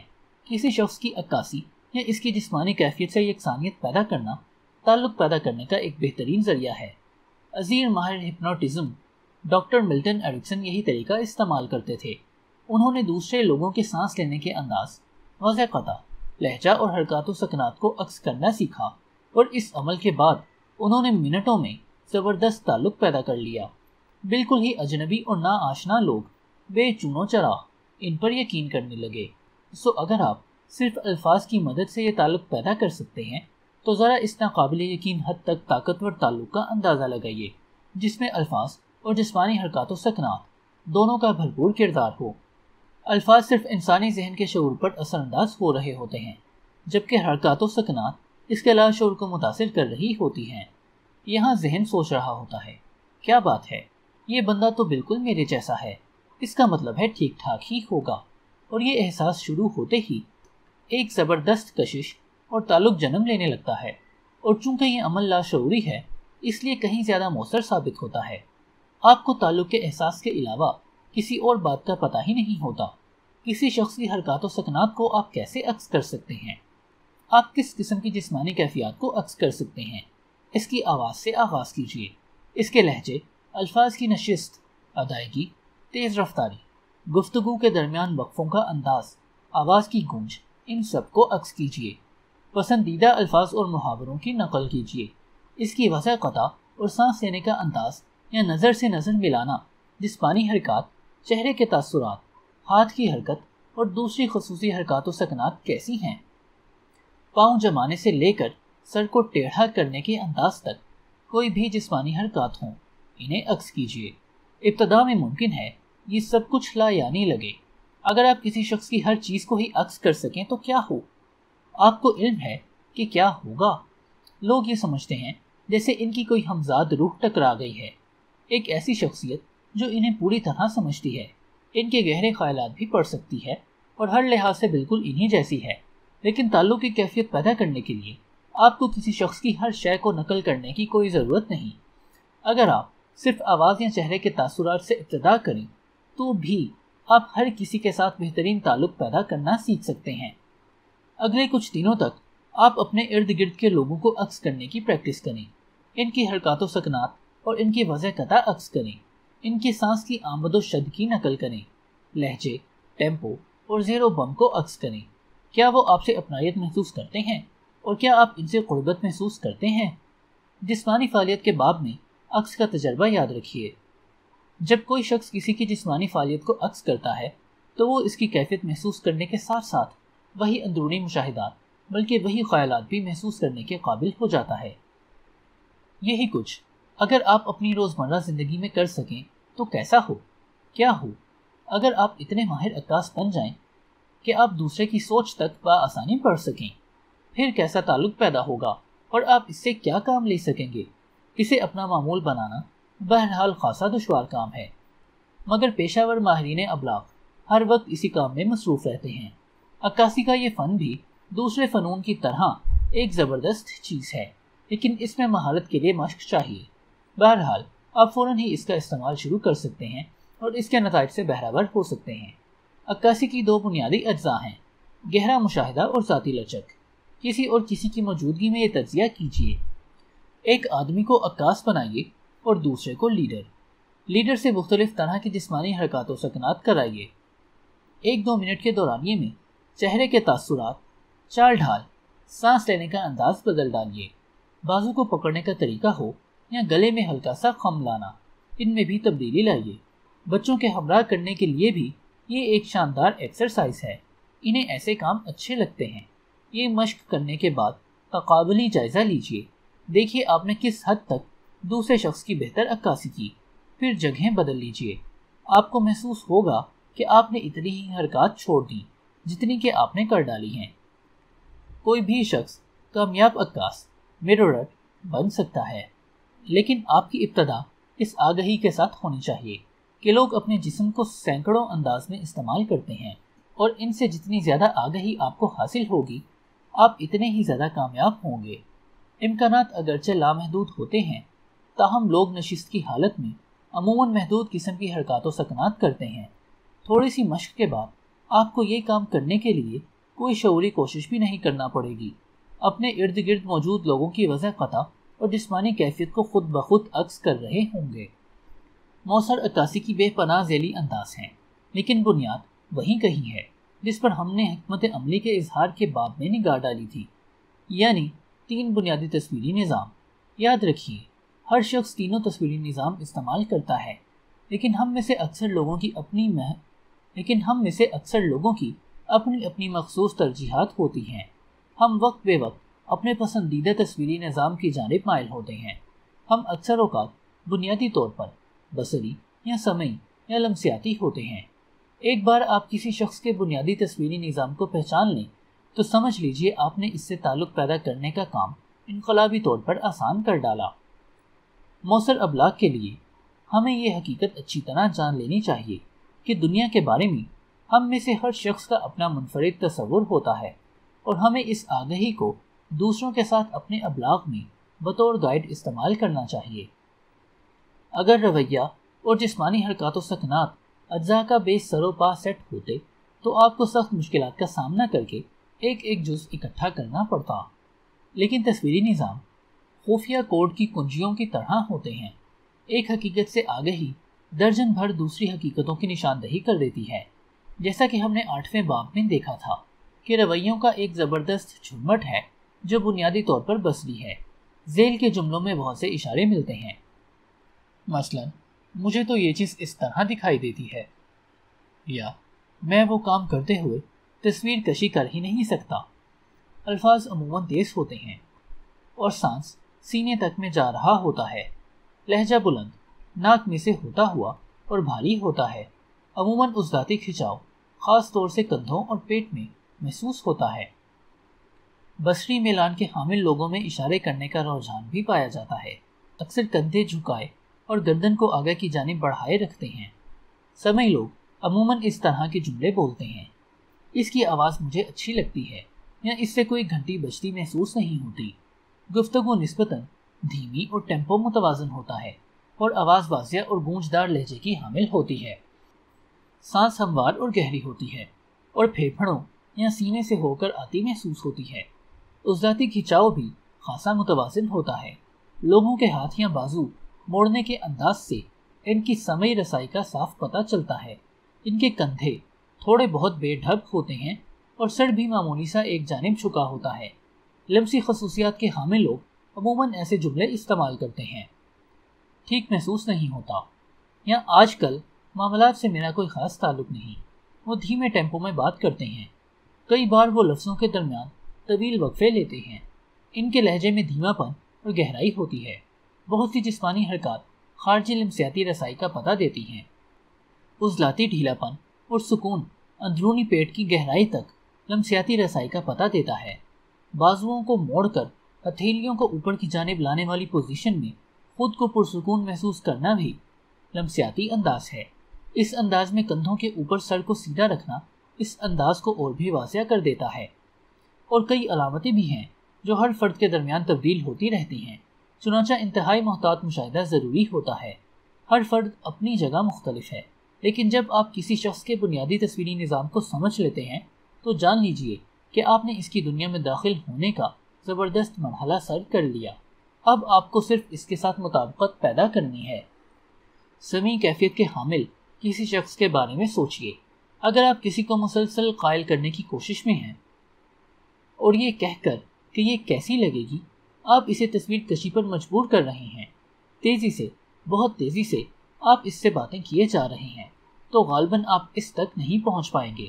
آپ جو کچھ کہنا چاہتے ہیں اسے وہ سننا چاہتا ہے اور آپ کی تجویز غور سے سننا چاہتا ہے، اور اگر اسے کلک کر جائے تو اس پر متوجہ بھی ہونا چاہتا ہے۔ در حقیقت وہ شاید آپ کی بات سن ہی نہیں رہا، کیونکہ آپ کے لہجے نے اس کی سماعت کو ابتدا ہی میں بند کر ڈالا تھا۔ کوئی اور شخص بنیادی طور پر بصری کیفیت کا حامل ہو سکتا ہے اور آپ اس تک لمسیاتی انداز میں پہنچ رہے ہوں، بہت دھیمی آواز میں کہہ رہے ہوں: فلاں چیز کیسی لگتی ہے۔ وہ غالباً آپ کے دھیمے پن سے بری طرح اکتا جائے گا اور آپ سے مختصر بات کرنے کو کہے گا۔ ان کے فرق کو واضح کرنے کے لیے اپنے پڑوس میں واقع ایک رہائشی احاطے کی مثال دینا چاہوں گا۔ ایک گھر خاموش اور پرسکون سڑک پر واقع ہے۔ دن میں کسی بھی وقت آپ باہر نکل کر دیکھیں، پرندے چہچہاتے دکھائی دیتے ہیں۔ اس کا اندرونی ماحول کہانیوں کی کتاب سے مماثل لگتا ہے۔ سحر انگیز ماحول، لوگوں کا وہاں سے گزرنا بھلا لگتا ہے۔ جھٹ پٹے کے وقت آپ باغیچے کی طرف نکل جائیں، پرندوں کی سریلی آوازیں، درختوں کے درمیان سے چھن چھناتی ٹھنڈی میٹھی ہوا، ان کی والہانہ جھومتی شاخیں اور فرنٹ پورچ سے ٹکراتی ہوئی تیز ہوا کی سنسناہٹ ایک دل فریب منظر پیش کرتے ہیں۔ ایک اور گھر تو حیرت ناک حد تک قابل دید ہے۔ اسے دیکھتے ہی آپ میں خوشی کی لہر دوڑ جائے گی، آنکھیں کھلی کی کھلی رہ جاتی ہیں۔ باہر کو نکلا ہوا طویل سفید پورچ، گلابی رنگ کی دیوانوں پر شاندار پٹ ورک، ہر جانب کھڑکیاں ہی کھڑکیاں تاکہ دن کی روشنی ہر جگہ پہنچ سکے۔ شاہ بلوط کے بنے شاندار منقش دروازوں کی جانب جاتے ہوئے چکردار سینے، آپ چاہیں تو گھر کے گوشے گوشے میں گھومتے ہوئے نئی نئی دلکش اور حیران چیزوں کو دیکھتے ہوئے پورا دن گزار سکتے ہیں۔ تیسرے گھر کی تفصیل بیان کرنا بہت ہی کٹھن کام ہے، آپ خود کو وہاں جا کر ہی اس کا مشاہدہ کرنا پڑے گا، اسے آپ کو محسوس کرنا ہے۔ اس کی تعمیر انتہائی مضبوط اور اطمینان بخش ہے۔ کمروں میں ایک خاص طرح کی حرارت ہے، کوئی چیز ہے جو آپ کے اندرونی جذبات میں ہلچل مچا دیتی ہے۔ اس کیفیت کا اظہار الفاظ میں ممکن ہی نہیں۔ یہاں کسی بھی کونے میں بیٹھے ٹھنڈی، میٹھی اور رسیلی ہوا اپنے اندر جذب کرتے ہوئے ناقابل یقین سکون کا احساس ہوتا ہے۔ ان تینوں کیسوں میں میں ایک ہی گھر کے بارے میں گفتگو کر رہا ہوں۔ پہلا سمیع، دوسرا بصری اور تیسرا لمسیاتی نقطہ نظر کے مطابق ہے۔ اگر آپ اس گھر کی بھرپور تصویر لوگوں کے ایک گروپ کے سامنے پیش کر رہے ہوتے، آپ کو ان 3 ماڈلز کا استعمال کرنا پڑتا۔ ہر شخص کا مرکزی تصویری نظام یہ تعین کرے گا کہ ان تینوں تفسیری طریقوں میں سے کون سا اسے زیادہ ترغیب دے سکتا ہے۔ لیکن یاد رہے، لوگ تینوں کو بھی استعمال کر سکتے ہیں۔ بہترین طریقہ یہ ہے کہ ابلاغ میں تینوں ماڈل ہی استعمال ہوں، البتہ دوسرے آدمی کے زیر استعمال نظام پر زیادہ فوکس کیا جائے۔ بصری اور سمیع اور لمسیاتی الفاظ کی ایک فہرست بنانا شروع کیجیے۔ اگلے چند دن تک ملنے جلنے والے لوگوں کو غور سے سنیے اور یہ یقین کیجیے کہ وہ زیادہ تر کس قسم کے الفاظ استعمال کرتے ہیں۔ پھر ان سے اسی طرح کے الفاظ میں گفتگو کیجیے۔ کیا ہوتا ہے؟ پھر کچھ وقت کے لیے ان سے مختلف تصویری سسٹم کو استعمال کرتے ہوئے بات چیت کیجیے۔ اس دفعہ کیا ہوتا ہے؟ عکس کرنا کس حد تک مؤثر ہو سکتا ہے؟ میں اس کی ایک اور مثال دیتا ہوں۔ میں پچھلے دنوں نیو یارک میں تھا۔ پرسکون ہونے کے لیے میں سینٹرل پارک چلا گیا۔ وہاں ایک جگہ بیٹھ کر یوں ہی ادھر ادھر نگاہ دوڑانے لگا۔ تھوڑی ہی دیر بعد اپنے قریب بیٹھے ایک شخص پر میری نظر پڑی۔ میں اسے عکس کرنے لگا۔ ایک دفعہ آپ کو یہ بری لت پڑ جائے تو پھر چھٹائے نہیں چھٹتی۔ بالکل اسی کی طرح میرے بیٹھنے کا انداز ہو گیا۔ سانس بھی اسی کی طرح لینے لگا۔ پیروں کی حرکت بھی اس سے مماثل ہو گئی۔ وہ روٹی کے ٹکڑے پرندوں کو پھینکنے لگا۔ میں نے بھی یہی حرکت شروع کر دی۔ اس کا سر ہلکا پھلکا ہل رہا تھا۔ میں بھی سر ہلانے لگا۔ پھر اس نے اپنی نظر اوپر اٹھائی۔ میں نے بھی اپنی نظر اوپر اٹھائی۔ اس نے میری طرف دیکھا، میں نے اس کی طرف دیکھا۔ جلد ہی وہ اٹھا اور میرے پاس آ گیا۔ کوئی اچنبھے کی بات نہیں، وہ مجھ میں اپنائیت محسوس کر رہا ہے کیونکہ اس کے خیال میں بالکل اسی جیسا ہوں۔ ہم باتیں کرنے لگے۔ میں اس کے لہجے کی عکاسی کرنے لگا، بالکل اسی کی طرح الفاظ اور محاورے استعمال کرنے لگا۔ چند منٹ کے بعد اس نے کہا، تم کمال کے ذہین آدمی لگتے ہو۔ اسے ایسا کیوں محسوس ہوا؟ کیونکہ وہ مجھے خود سے مماثل محسوس کر رہا تھا۔ کچھ اور وقت گزرنے کے بعد اس نے مجھے بتایا کہ وہ ان لوگوں کی نسبت جنہیں وہ پچھلے 25 سال سے جانتا ہے مجھ سے زیادہ انسیت محسوس کر رہا ہے، اور جلد ہی اس نے مجھے ملازمت کی پیشکش بھی کر ڈالی۔ مجھے علم ہے، میں جب بعض لوگوں سے عکس کے متعلق بات کرنے لگتا ہوں تو وہ بھڑک اٹھتے ہیں۔ ان کے خیال میں یہ سب غیر فطری ہے، محض ایک طرح کا جوڑ توڑ۔ لیکن نظریے کا غیر فطری سمجھا جانا انتہائی بےہودہ بات ہے۔ آپ کا کسی سے کسی بھی وقت کوئی تعلق بنتا ہے اور آپ اس کی جسمانی حرکات و سکنات، لہجے اور وغیرہ وغیرہ کی عکاسی شروع کر دیتے ہیں، تو اس میں غیر فطری کیا ہوا؟ جب بھی میں سیمینارز میں تعلیم دے رہا ہوتا ہوں تو عموماً کوئی نہ کوئی فرد عکس کے سلسلے میں اپسیٹ ہو جاتا ہے۔ میں صرف اتنا کہتا ہوں، اگر وہ اپنے برابر میں بیٹھے شخص کی طرف دیکھے تو اسے پتہ چلے گا کہ وہ بھی اسی کی طرح بیٹھا ہوا ہے۔ دونوں ٹانگوں پر ٹانگیں جمائے بیٹھے ہیں، ہاتھ بھی لگ بھگ ایک ہی زاویے میں لٹکے ہوئے ہیں۔ در حقیقت وہ ایک دوسرے کو عکس کر رہے ہیں کیونکہ چند دنوں کے اندر انہوں نے باہمی تعلق پیدا کر لیا ہے۔ پھر میں ایک شخص سے پوچھتا ہوں کہ دوسرے کے بارے میں اس کے احساسات کیا ہیں؟ اس کا جواب کیا ہوگا؟ شاندار یا قریبی۔ پھر میں دوسرے شخص کی جسمانی حرکات و سکنات میں تبدیلی لا کر اسے بالکل ہی مختلف وضع قطع کے ساتھ بٹھا دیتا ہوں اور پہلے شخص سے دوسرے شخص کے بارے میں اس کے محسوسات جاننا چاہتا ہوں۔ مجھے کچھ اس قسم کے جوابات ملتے ہیں، کچھ زیادہ قریبی نہیں، یا فاصلہ، یا میں یقین سے نہیں کہہ سکتا۔ عکاسی تعلق پیدا کرنے کا فطری عمل ہے۔ آپ پہلے بھی یہ لاشعوری طور پر کرتے رہتے ہیں۔ اس باب میں ہم تعلق کے نسخے کا استعمال سیکھ رہے ہیں تاکہ ہم اپنی مرضی کے مطابق کسی بھی فرد، حتیٰ کہ اجنبی تک سے کسی بھی وقت تعلق پیدا کر سکیں۔ جہاں تک عکاسی کے غلط استعمال کا تعلق ہے، آپ خود ہی بتائیے کس عمل میں زیادہ شعوری کوشش کا دخل ہوتا ہے؟ اپنے لہجے اور اپنے انداز میں بولنا یا دوسرے شخص کے لہجے اور آواز کو حقیقی معنوں میں اپنانا، تلاش کرنے کے بعد اور اس کی دنیا میں داخل ہونا۔ یہ ذہن میں رہے، آپ دوسرے شخص کو عکس کرتے ہوئے آپ کا مشاہدہ بالکل اسی شخص کی طرح کا ہوتا ہے، آپ اسی کی طرح سوچتے ہیں۔ اگر آپ کا کسی کے ساتھ ہیرا پھیری کرنے کا ارادہ ہو تو عکس کا عمل شروع کرتے ہی آپ خود اسی کی طرح سوچنے اور محسوس کرنے لگتے ہیں۔ سوال یہ پیدا ہوتا ہے کہ آپ کیا اپنے آپ کو دھوکہ دینا چاہتے ہیں؟ کسی اور شخص کو عکس کرتے ہوئے آپ اپنی پہچان کو ختم نہیں کر رہے ہوتے، آپ محض ایک بصری، سمعی یا لمسی شخص ہی نہیں ہوتے۔ ہم سب کو اپنے آپ میں لچک پیدا کرنی چاہیے۔ عکس کا عمل ہم میں جسمانی ہم آہنگی پیدا کرتا ہے، جس سے باہمی تفہیم آسان ہو جاتی ہے۔ کسی کو عکس کرتے ہوئے میں دوسرے شخص کے جذبات، مشاہدات اور خیالات کا فائدہ اٹھا سکتا ہوں۔ دوسرے انسانوں کے ساتھ دنیاوی اشتراک کا مشاہدہ کرنے کا یہ انتہائی طاقتور، خوبصورت اور قوت بخش سبق ہے۔ عوامی ثقافتی کامیابی عوامی تعلق کے نتیجے میں جنم لیتی ہے۔ مؤثر ترین لیڈر ان تمام تینوں تصویری نظاموں پر یکساں دسترس رکھتے ہیں۔ ان تینوں سطحوں پر ہمارے لیے پرکشش افراد ہی ہمارے اعتماد کو جیت پاتے ہیں۔ ان کے ہر عمل میں یکسانیت ہوتی ہے، ان کی شخصیت کا ہر جز ایک ہی مفہوم دے رہا ہوتا ہے اور ان میں کہیں تضاد نہیں ہوتا۔ گزشتہ الیکشن ذرا ذہن میں لائیے، کیا آپ کے خیال میں رونالڈ ریگن عمر کے اس حصے میں بھی نظری طور پر دلکش ہیں؟ کیا ان کے لہجے اور انداز و اطوار میں کوئی دلکشی محسوس ہوتی ہے؟ کیا وہ حب الوطنی اور امکان کے جذبات سے آپ کو متحرک کر سکتے ہیں؟ ان کی پالیسی سے اختلاف رکھنے والے لوگ بھی ان تینوں سوالات کا جواب زوردار اسبات میں دیں گے۔ یہ قطعی حیرت انگیز بات نہیں کہ لوگ انہیں ابلاغ کا انتہائی ماہر سمجھتے ہیں۔ اب والٹر مونٹل کی طرف آئیے، کیا وہ بصری طور پر دلکش شخصیت ہیں؟ میں یہ سوال جب سیمینارز میں پوچھتا ہوں، اگر 20% جوابات بھی اسبات میں آ جائیں تو یہ میری خوش قسمتی ہوتی ہے۔ کیا ان کا لہجہ یا انداز گفتگو شیریں ہے؟ اس کے جواب میں ہاں کہنے والے 20% سے بھی کم ہوتے ہیں۔ مونڈیل کی عمومی حمایت کرنے والے بھی کبھی اس کا اسبات میں جواب نہیں دیں گے۔ کیا وہ حب الوطنی اور امکانات کے سلسلے میں آپ کے جذبات کو متحرک کر سکتے ہیں؟ اس کا جواب عموماً کہے کی شکل میں ملتا ہے۔ یہ ان کی سب سے بڑی ناکامی ہے۔ تو پھر حیرت کس بات کی اگر ریگن زبردست انداز میں جیت گئے؟ گیری ہارٹ کے ساتھ کیا ہوا؟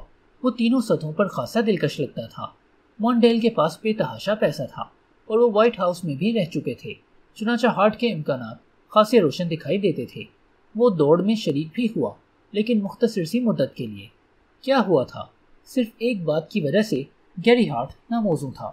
جب لوگوں نے پوچھا کہ اس نے اپنا نام کیوں تبدیل کیا، اس کا جواب تھا، یہ کوئی اہم بات نہیں، لیکن اس کی حرکات و سکنات اور لہجہ اس کے برعکس چغلی کھا رہا تھا۔ اسے پریس کے سامنے اعتماد سے کھڑے ہو کر کہہ دینا چاہیے تھا، ہاں میں نے نام بدل لیا ہے، لیکن یہ میں نے اس لیے کیا تاکہ آپ مجھے میرے نام کی بجائے میری فعالیت کے ذریعے پہچانیں، میری کارکردگی پر نگاہ ڈالیں۔ لیکن وہ خاصے ڈاواڈول دکھائی دیے۔ پھر انہوں نے ان کے نئے نظریات کے متعلق گفتگو کرنے کے لیے کہا۔ ان کے انداز گفتگو اور ان کے استدلال میں لوگوں کو کوئی وزن ہی محسوس نہیں ہوا۔ نظریات کیا تھے؟ محض ہوائی قلعے تھے۔ جدید دور کے اس صدر کے بارے میں سوچئے، جو آج بھی ایک طاقتور، مقناطیسی اور منفرد حیثیت میں آپ کے ذہنوں میں بسا ہوا ہے۔ John F Kennedy. ان کا تصور ذہن میں آیا نہ؟ ایک پول کے دوران 95% لوگوں کے ذہن میں یہی شخصیت آئی تھی۔ کیوں؟ اس کی بہت سی وجوہات میں سے ہم چند ایک کا جائزہ لیتے ہیں۔ کینیڈی شکل و صورت میں دلکش تھے۔ ان کی گفتگو میں مٹھاس اور سلیقہ دونوں ہی تھے۔ وہ کچھ ایسے جملے کہہ کر لوگوں کو کسی بھی طرف متحرک کر سکتے تھے۔ یہ نہ پوچھئے کہ آپ کا ملک آپ کے لیے کیا کر سکتا ہے، یہ پوچھئے کہ آپ ملک کے لیے کیا کر سکتے ہیں۔ لوگوں کو متاثر کرنے کا فن انہیں آتا تھا۔ کیا وہ متوازن شخصیت کے مالک تھے؟ خروشچیف نے یقیناً اس نقطے پر سوچا ہوگا۔ کیوبا کا میزائل کرائسس کینیڈی اور خروشچیف کے مابین موزونیت کا ایک اہم ٹیسٹ تھا۔ وہ اس وقت ایک دوسرے کی آنکھوں میں جھانک رہے تھے اور بقول کسی لکھاری کے خروشچیف کی آنکھ چھپک گئی۔ کامیاب لوگوں کے تجزیاتی مطالعے سے بارہا یہ حقیقت عیاں ہوتی ہے کہ تعلق پیدا کرنے کی ان میں کمال کی صلاحیت ہوتی ہے۔ ایسے لوگ چاہے ٹیچر ہوں، بزنس مین ہوں یا عالمی سطح کے لیڈر، وہ ان تینوں طریقوں میں مہارت، لچک اور اپنی جاذبیت کی وجہ سے لوگوں کی کثیر تعداد پر اثر انداز ہو سکتے ہیں۔ لیکن اس مہارت کے لیے آپ کو کوئی پیدائشی صلاحیت نہیں چاہیے۔ اگر آپ دیکھ، سن اور محسوس کر سکتے ہیں تو محض کسی کی فعالیت کو دیکھ کر اس سے تعلق پیدا کر سکتے ہیں۔ آپ ایسی چیزوں کی تلاش میں ہیں جنہیں آپ بلا رکاوٹ اور فطری طور پر حد الامکان حد تک عکس کر سکیں۔ اگر آپ کسی دمے کے مریض یا جھٹکے کھانے والے شخص کی عکاسی کرنے لگیں گے تو وہ کچھ اور جاننے کی بجائے اسے محض آپ کا تمسخر آمیز انداز سمجھے گا۔ مسلسل مشق کرنے کے بعد آپ اپنے ساتھ موجود کسی بھی شخص کی دنیا میں داخل ہو سکتے ہیں اور اس شخص کے انداز میں گفتگو کر سکتے ہیں۔ جلد ہی یہ آپ کی فطرت ثانیہ بن جائے گی اور آپ اسے بلا کسی شعوری کوشش کے خود بخود کر رہے ہوں گے۔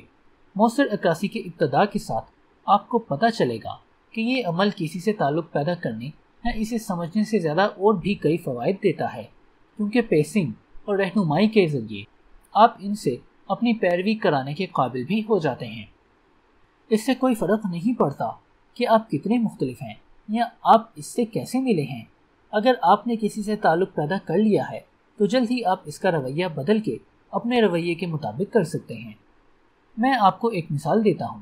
چند سال پہلے میرے نیوٹریشن، بزنس اور بیورلی ہلز کے ایک بڑے ڈاکٹر کے درمیان تعلقات بننا شروع ہوئے۔ ہماری ابتدا کچھ غلط ہو گئی۔ وہ ایک تجویز پر فوری فیصلہ چاہتا تھا، لیکن میں شہر سے باہر تھا اور میرے سوا کوئی اور فیصلہ نہیں کر سکتا تھا۔ اسے میرے جیسے کسی نوجوان آدمی کا انتظار کرنا کچھ مناسب نہیں لگا۔ میں اس وقت بمشکل 21 سال کا تھا۔ بالآخر میری جب اس سے ملاقات ہوئی تو وہ انتہائی تلملاہٹ کا شکار تھا۔ میں وہاں گیا تو وہ اپنے آفس میں انتہائی غصے کی کیفیت میں بیٹھا تھا۔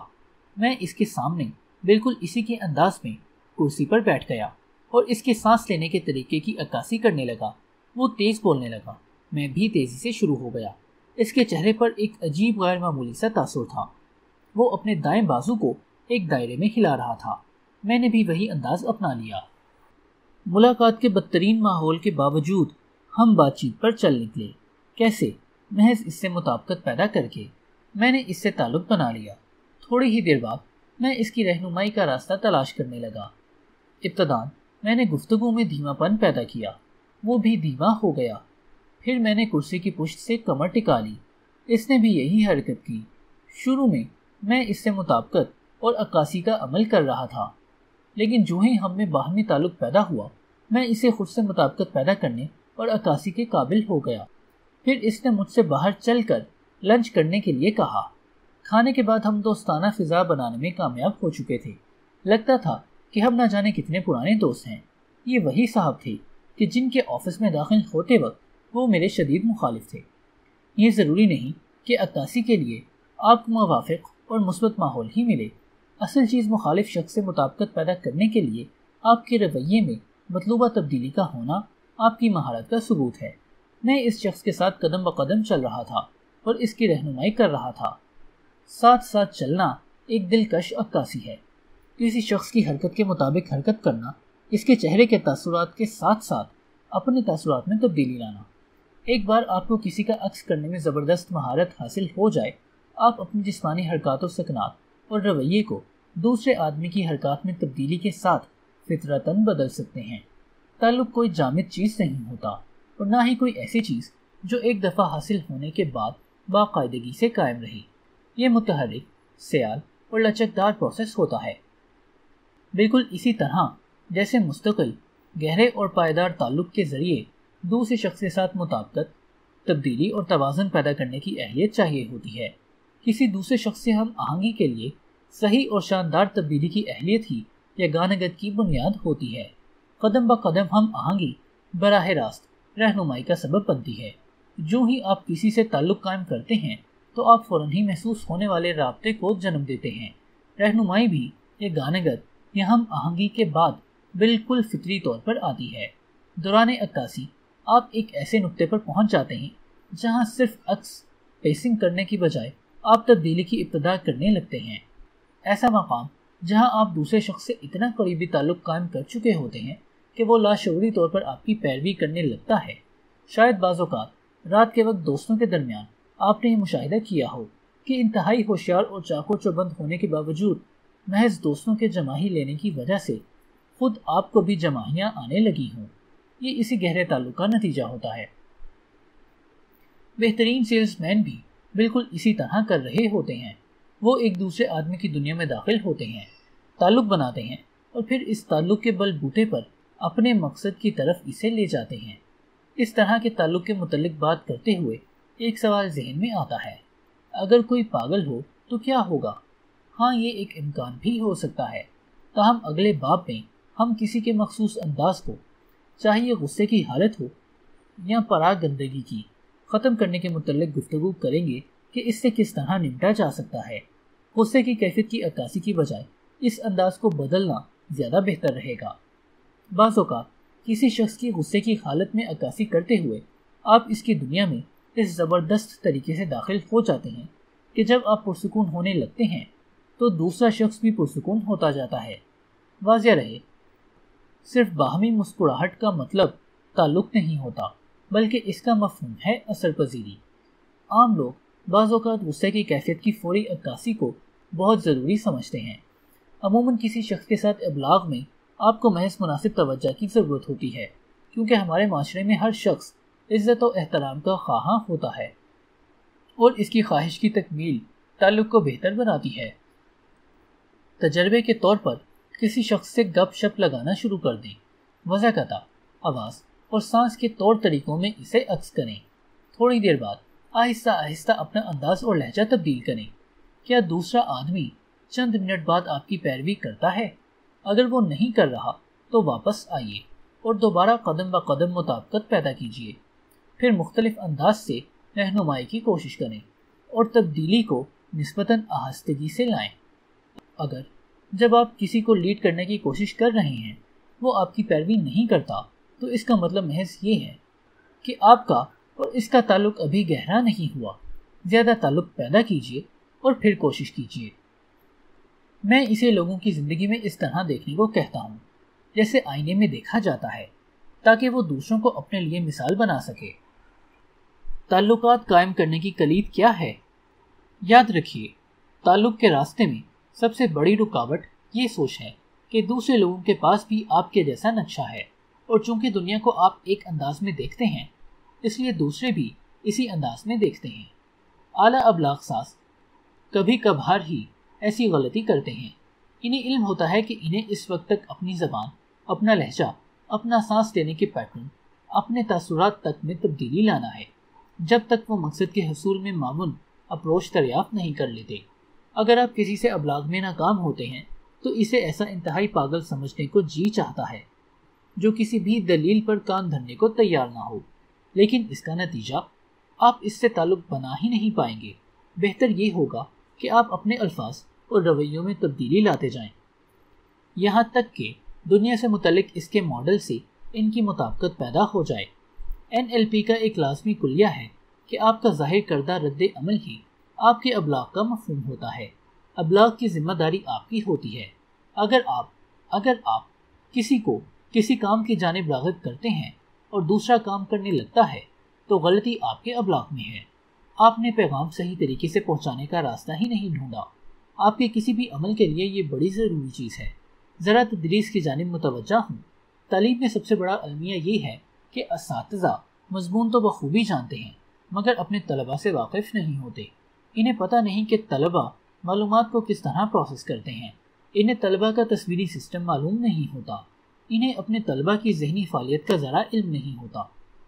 بہترین استاد کو طبعی طور پر معلوم ہوتا ہے کہ ہم آہنگی اور رہنمائی کس طرح پیدا کی جائے۔ ان میں تعلق پیدا کرنے کی صلاحیت ہوتی ہے، اس لیے ان کا پیغام بآسانی طلباء تک پہنچ جاتا ہے۔ لیکن تمام اساتذہ کی یہ مہارت حاصل نہ کرنے کی کوئی وجہ نہیں بنتی۔ اپنے طلباء سے مطابقت کرنا سیکھ کر اور طلباء کو معلومات ایسی شکل میں فراہم کر کے جسے وہ بآسانی پروسیس کر سکیں، وہ بآسانی تعلیمی دنیا میں انقلاب برپا کر سکتے ہیں۔ بعض اساتذہ اپنی علمیت کے گھمنڈ میں یہ سمجھتے ہیں کہ ابلاغ میں گڑبڑ کی ساری ذمہ داری طلباء پر ہوتی ہے کیونکہ وہ سیکھ ہی نہیں سکتے۔ لیکن ابلاغ کا مطلب مواد نہیں بلکہ رد عمل ہے۔ آپ مقدس رومی شہنشاہیت کے متعلق دنیا میں ہر بات جان سکتے ہیں مگر تعلق میں ناکامی کی بدولت، معلومات کو دوسرے کے انداز میں اسے فراہم نہ کرنے کی بدولت آپ کا سارا علم لا یعنی ہو جاتا ہے۔ یہی وجہ ہے کہ بہترین اساتذہ وہی ہوتے ہیں جو تعلق بنانا جانتے ہیں۔ ایک کلاس کی کہانی کچھ اس طرح ہے کہ اس میں موجود بچے محض شرارتاً ٹھیک 9 بجے اپنی کتابیں نیچے پھینک دیتے ہیں، گویا وہ اپنے ٹیچر کو کلاس سے باہر پھینک رہے ہیں۔ ایک لمحہ ضائع کیے بغیر وہ چاک نیچے رکھ دیتی ہے، ایک کتاب اٹھاتی ہے اور پھر اسے بھی گرا دیتی ہے۔ سوری میں لیٹ ہو گئی، وہ کہتی ہے۔ اس کے بعد وہ بچوں کو اپنے ہاتھ سے کھلانے پلانے لگتی ہے۔ تعلیم کو کیسے کام کرنا چاہیے۔ NLP کے بانی اس سلسلے میں ایک شاندار مثال دیتے ہیں۔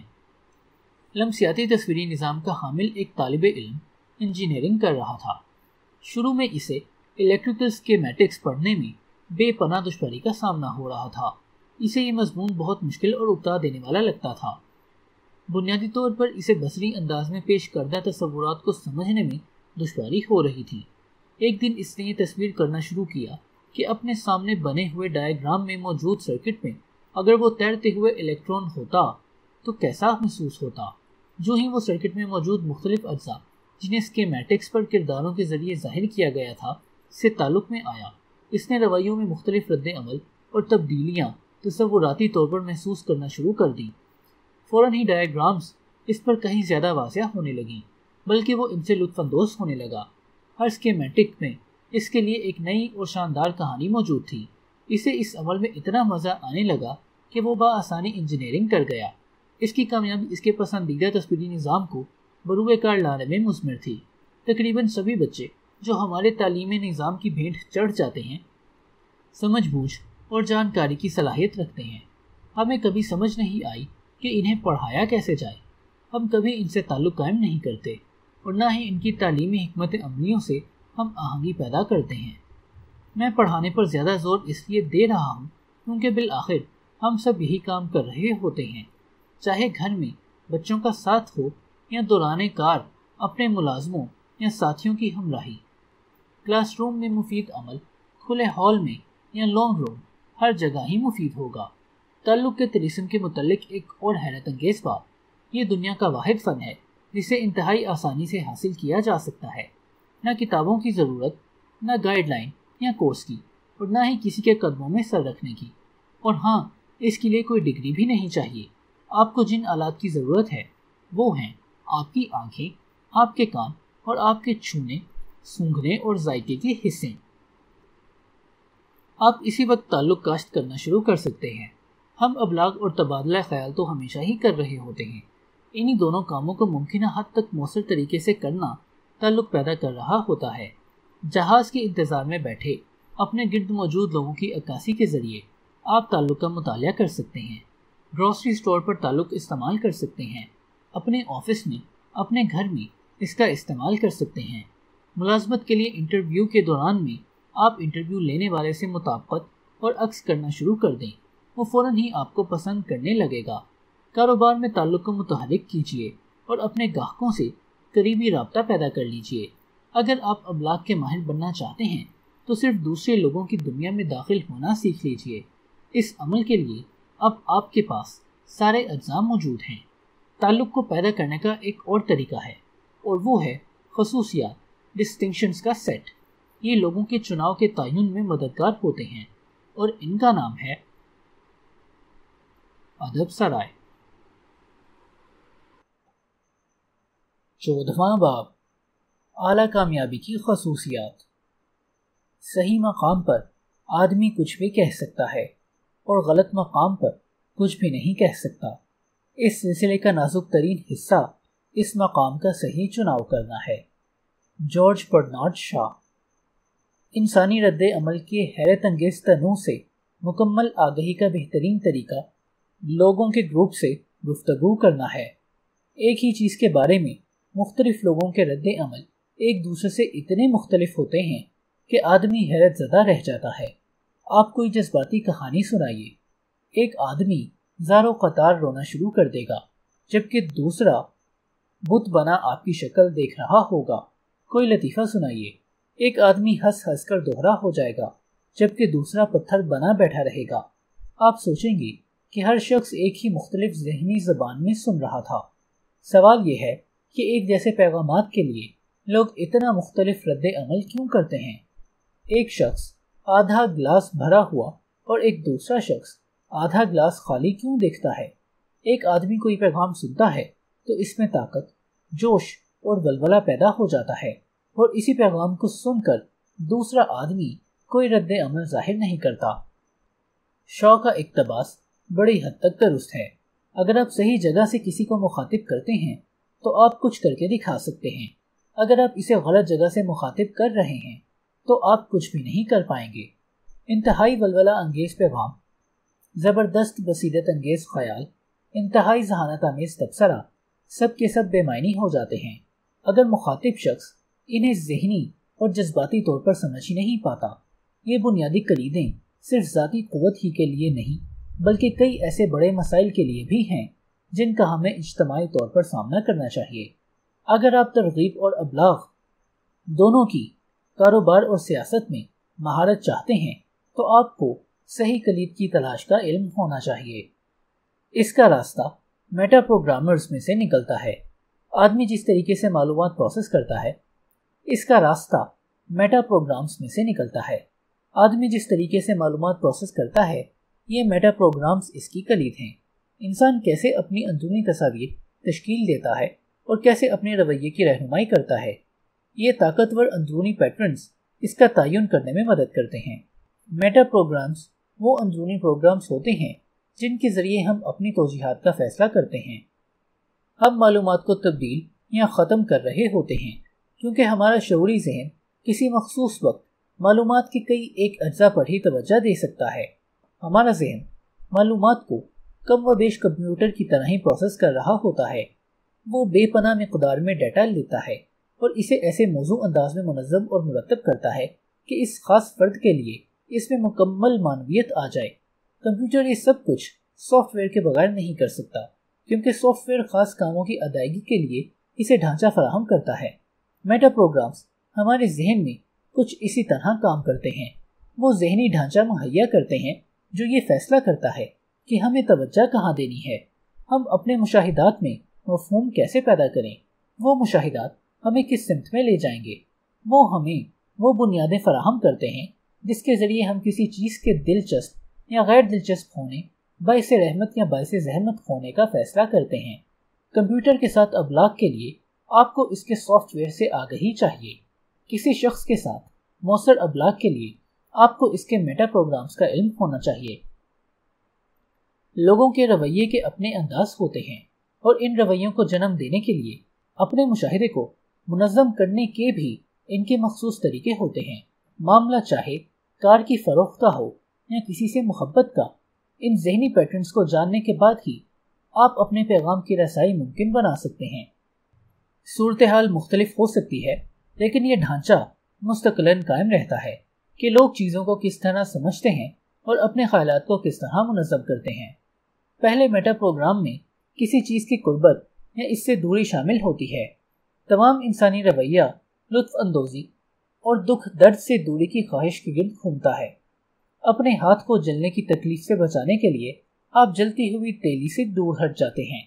آپ بیٹھ کر غروب آفتاب کا دل فریب منظر دیکھتے ہیں کیونکہ دن کو رات کی گود میں اترتے دیکھ کر آپ کو بے پناہ مزہ آتا ہے۔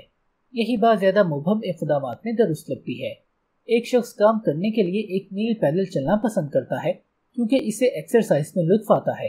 ایک اور شخص کار فوبیا کا شکار ہونے کی وجہ سے پیدل چلتا ہے۔ کوئی شخص ممکن ہے ہیمنگوے اور فٹنر جیرالڈ کو اس لیے پڑھتا ہو کیونکہ ان کی نثر اور ان کے تجربات میں لطف ملتا ہے۔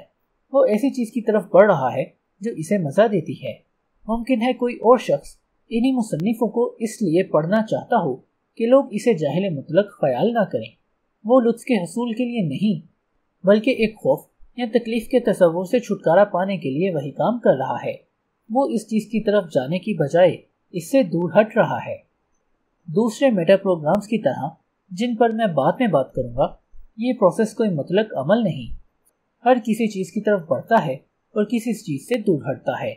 کسی بھی ترغیب کی جانب ہر کسی کا ایک جیسا رد عمل نہیں ہوتا، حالانکہ کسی ایک یا دوسرے پروگرام کے بارے میں ہر شخص کا ایک نمایاں انداز اور طاقتور رجحان ہوتا ہے۔ بعض لوگ توانا، تجسس پسند اور خطرات سے کھیلنے کے شوقین ہوتے ہیں۔ وہ کسی بھی ولولہ اور جوش پیدا کرنے والی چیز کی جانب بڑھنے میں راحت محسوس کر سکتے ہیں۔ کچھ اور لوگ محتاط، چوکنے اور ہوشیار تباہ ہو سکتے ہیں۔ وہ دنیا کو زیادہ خطرناک اور خوفناک جگہ کے طور پر دیکھتے ہوں گے۔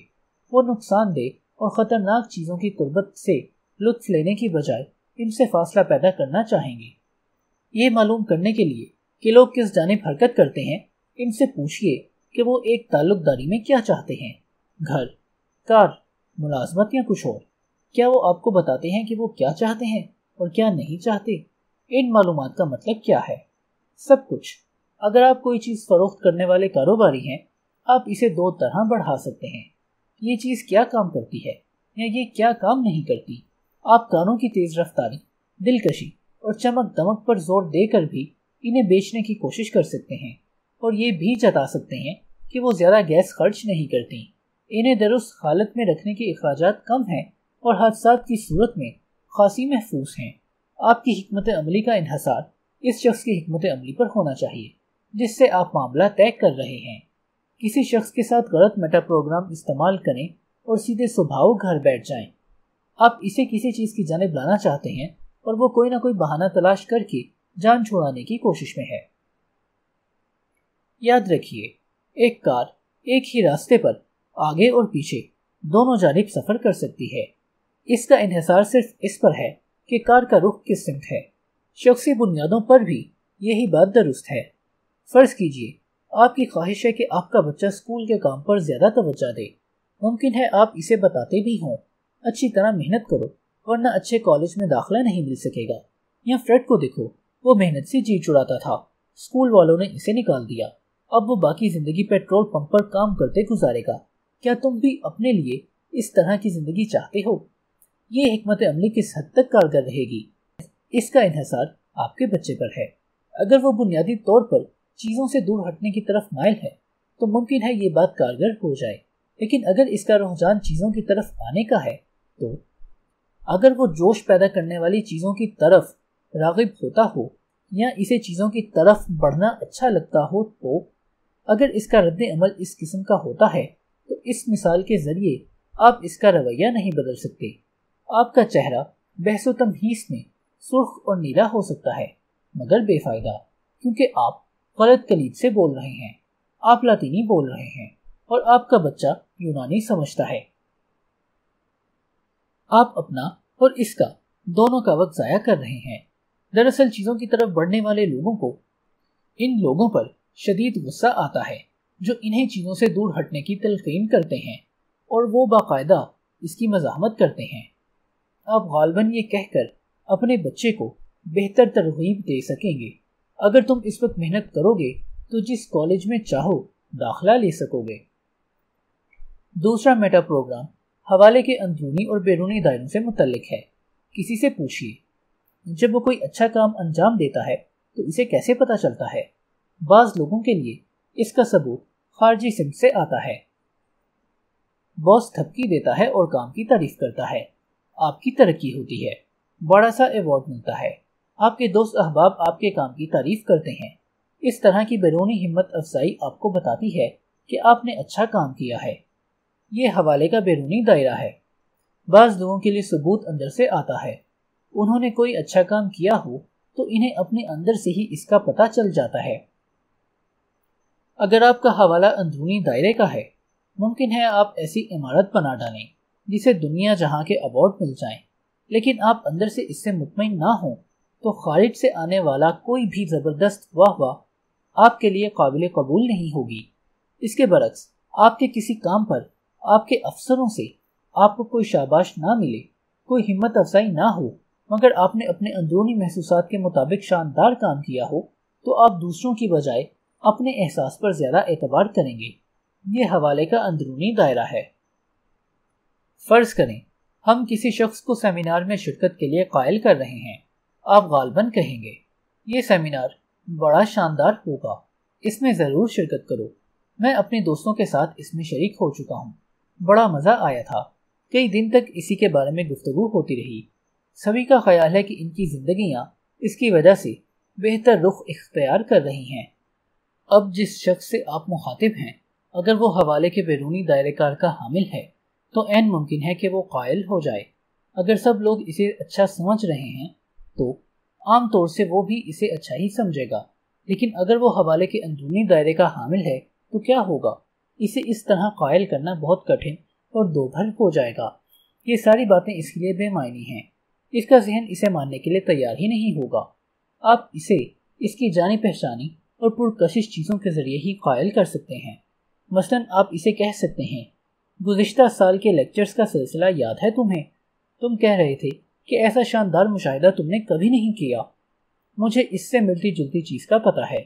میرا خیال ہے اگر اسے دیکھ لو تو ممکن ہے گزشتہ سال کی طرح کا ایک اور شاندار مشاہدہ سامنے آ جائے۔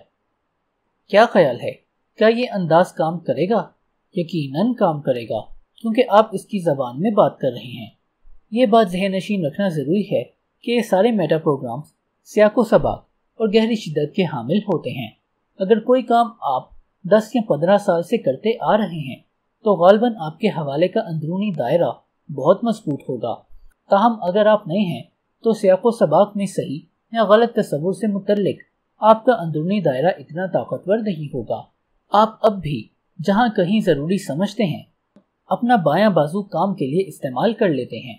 میٹا پروگرامز کے متعلق بھی یہی بات صحیح ہے۔ آپ کسی ایک راستے پر نہیں ہوتے، آپ تبدیلیاں کر سکتے ہیں، آپ خود بدل سکتے ہیں۔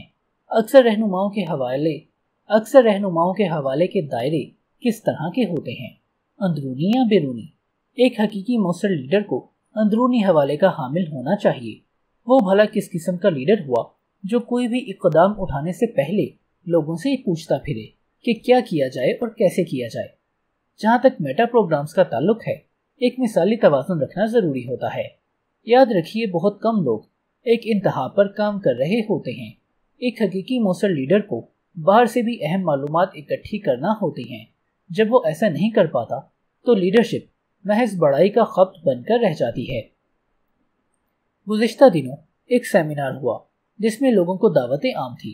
سیمینار کے بعد ایک آدمی اپنے 3 دوستوں کے ساتھ میرے پاس آیا اور خاصی سخت لہجے میں کہنے لگا۔ میں بالکل قائل نہیں ہوا، ساتھ ہی اس نے اوٹ پٹانگ باتیں کرنا شروع کر دی۔ جلد ہی مجھے سمجھ آ گئی کہ وہ شخص حوالے کے اندرونی دائرے کا حامل تھا۔ اس کی اپنے دوستوں سے گفتگو سے بھی یہ ظاہر ہوا کہ وہ چیزوں سے دور ہوتا ہے۔ چنانچہ میں نے اسے بتایا، میں کچھ کرنے کے لیے آپ کو قائل نہیں کر سکتا، آپ خود ہی وہ شخصیت ہیں جو اپنے آپ کو قائل کر سکتے ہیں۔ اسے سمجھ نہیں آیا کہ اس رد عمل کو کس طرح ہینڈل کیا جائے۔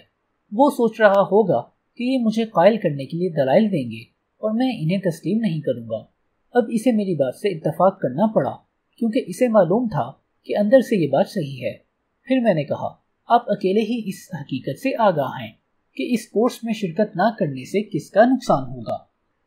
عام حالت میں ایسے ریمارکس خاصے سخت لگتے ہیں، مگر اس وقت میں اس کی زبان بول رہا تھا اور یہ الفاظ کام کر گئے۔ ذرا دھیان سے دیکھیے، میں نے یہ نہیں کہا کہ آپ نقصان اٹھائیں گے۔ اگر میں یہ کہتا تو بات بیکار ہو جاتی۔ اس طرح میں نے کہا، آپ اکیلے ہی اس حقیقت سے واقف ہیں، اور کون نقصان اٹھائے گا اگر آپ نہیں گئے؟ اس نے کہا، ہاں یہ بات بالکل صحیح ہے۔ اس نے دوسرے کمرے میں جا کر دستخط کر دیے۔ میٹا پروگرام سے آگہی سے پہلے میں اسے مختلف طرح سے قائل کرنے کی کوشش کرتا، اسے لوگوں سے ملنے اور بات کرنے کو کہتا، جو یہ کورس پہلے کر چکے تھے اسے کورس کے فوائد بتانے کی کوشش کرتا، لیکن یہ سب باتیں میری دلچسپی کی ہوتی، اس کے لیے نہیں۔ میٹا پروگرامز کا تیسرا سیٹ خود غرض، سورٹنگ بائی سیلف یا بے غرض، سورٹنگ بائی ادرس لوگوں سے متعلق ہے۔ بعض لوگ تمام انسانی میلاب کو اس نقطہ نظر سے دیکھتے ہیں کہ اس میں ان کی ذات کا کیا مفاد ہے، اور بعض لوگ اپنے ساتھ ساتھ دوسروں کے مفاد کا بھی خیال رکھتے ہیں۔ بلا شبہ لوگ عموماً کسی ایک انتہا پر نہیں ہوتے۔ اگر آپ صرف اپنی ذات کی حد تک سوچیں گے تو آپ اپنی ذات میں گم انا پرست ہو کر رہ جائیں گے، اور اگر آپ صرف دوسروں کے لیے اپنی سوچ اور عمل کو مختص کر دیں تو آپ شہید کا رتبہ حاصل کر لیں گے۔ اگر آپ ملازمت کے لیے لوگوں کے چناؤ پر مامور ہیں تو آپ یقیناً یہ جاننا چاہیں گے کہ درخواست گزار کام کے لیے کس حد تک مناسب ہے۔ کچھ ہی عرصہ پہلے ایک اہم ایئر لائن کو پتہ چلا کہ اس کی شکایات کا 95% محض اس کے 5% ملازمین کی وجہ سے ہے۔ یہ 5% لوگ انتہائی خود غرض قسم کے لوگ تھے۔ وہ اپنے سے باہر دیکھنا ہی پسند نہیں کرتے تھے، دوسروں کی انہیں کوئی پرواہ نہیں تھی۔ کیا وہ کمزور ملازمین تھے؟ ہاں بھی اور نہیں بھی۔ ظاہر ہے وہ غلط ملازمت کر رہے تھے اور نتیجتاً ان کا کام بھی نامناسب ہی ہوتا تھا، حالانکہ عین ممکن ہے وہ ہوشیار، محنتی اور خوشگوار تباہ رہے ہوں۔ شاید وہ بالکل صحیح لوگ ہوں مگر غلط کاموں پر لگا دیے گئے ہوں۔ ایئر لائن نے کیا کیا؟ اس نے انہیں ان لوگوں سے بدل دیا جو نسبتاً بے غرض لوگ تھے۔ کمپنی نے یہ کام گروپ انٹرویوز کے ذریعے کیا۔ ان انٹرویوز میں متوقع ملازمین سے پوچھا گیا کہ وہ ایئر لائن کی ملازمت کے کیوں خواہاں ہیں۔ اکثر امیدواروں نے سمجھا کہ ان کے جوابات سے ان کا اندازہ لگایا جائے گا۔ در حقیقت اندازہ یہ لگایا جا رہا تھا کہ وہاں موجود سامعین کے رکن کی حیثیت سے ان کا رویہ کیسا ہے۔ چنانچہ ان افراد کو چن لیا گیا جو ان کی آنکھ سے آنکھ ملا کر مسکراتے ہوئے پوری توجہ کے ساتھ بولنے والے شخص کی جانب دیکھ رہے تھے، اور اس دوران میں اپنے آپ میں گم رہنے والوں کو نظر انداز کر دیا گیا۔ اس طرح کمپنی نے اپنی 80% سے زیادہ شکایات کا خاتمہ کر دیا۔ اس وجہ سے کاروباری دنیا میں میٹا پروگرامز کی بے حد اہمیت ہے۔ اگر آپ کو کسی شخص کو متحرک کرنے والا سبب ہی معلوم نہیں تو آپ کیسے اس کے متعلق اندازہ لگا پائیں گے؟ آپ موجود کام اور امیدوار کی صلاحیت میں مطلوبہ مہارت، جانکاری کی اہلیت اور اندرونی میک اپ کے مفہوم میں مطابقت کیسے پیدا کر سکیں گے؟ بہت سے مستعد، چست و چالاک لوگ ساری زندگی ذہنی پراگندگی کا شکار رہتے ہیں، کیونکہ وہ اپنی موجودہ ملازمتوں میں اپنی فطرتی صلاحیتیں اجاگر ہی نہیں کر پاتے۔ ایک جگہ بوجھ دکھائی دینے والی چیز کسی دوسری جگہ قابل قدر چیز بن سکتی ہے۔ ایئر لائن جیسے سروس بزنس میں ظاہر ہے آپ کو ایسے لوگ چاہیے جو دوسروں کو مناسب توجہ دے سکتے ہوں۔ البتہ اگر آپ آڈیٹر رکھنا چاہ رہے ہیں تو عین ممکن ہے کہ آپ اپنے آپ میں مرتکز شخص کو ترجیح دیں۔ کئی بار آپ کا ایسے شخص سے واسطہ پڑا ہوگا جس نے آپ کو ذہنی طور پر کنفیوز کر دیا اور چلتا بنا۔ اس نے عقلی طور پر شاید اپنا کام انجام دیا، مگر جذباتی طور پر اس نے کیا کیا؟ بالکل کسی ڈاکٹر کی طرح جو اپنی ذات سے باہر جھانکتا تک نہیں۔ ممکن ہے وہ شاندار معالج ہو، مگر جب تک آپ کو محسوس نہ ہو کہ وہ آپ کا خیال رکھ رہا ہے، آپ پر اس کی بھرپور توجہ ہے، وہ مؤثر ثابت نہیں ہو پائے گا۔ در حقیقت اس جیسا آدمی معالج کے بغیر تجزیہ نگار کی حیثیت میں زیادہ بہتر رہتا ہے۔ صحیح آدمی کو صحیح کام پر لگانا امریکی بزنس کا ایک بہت بڑا مسئلہ ہے، تاہم اس مسئلے کا حل نکالا جا سکتا ہے، بشرطیے کہ لوگ ان طریقوں کو جانچنا سیکھ جائیں جن سے درخواست گزار معلومات پروسیس کرتے ہیں۔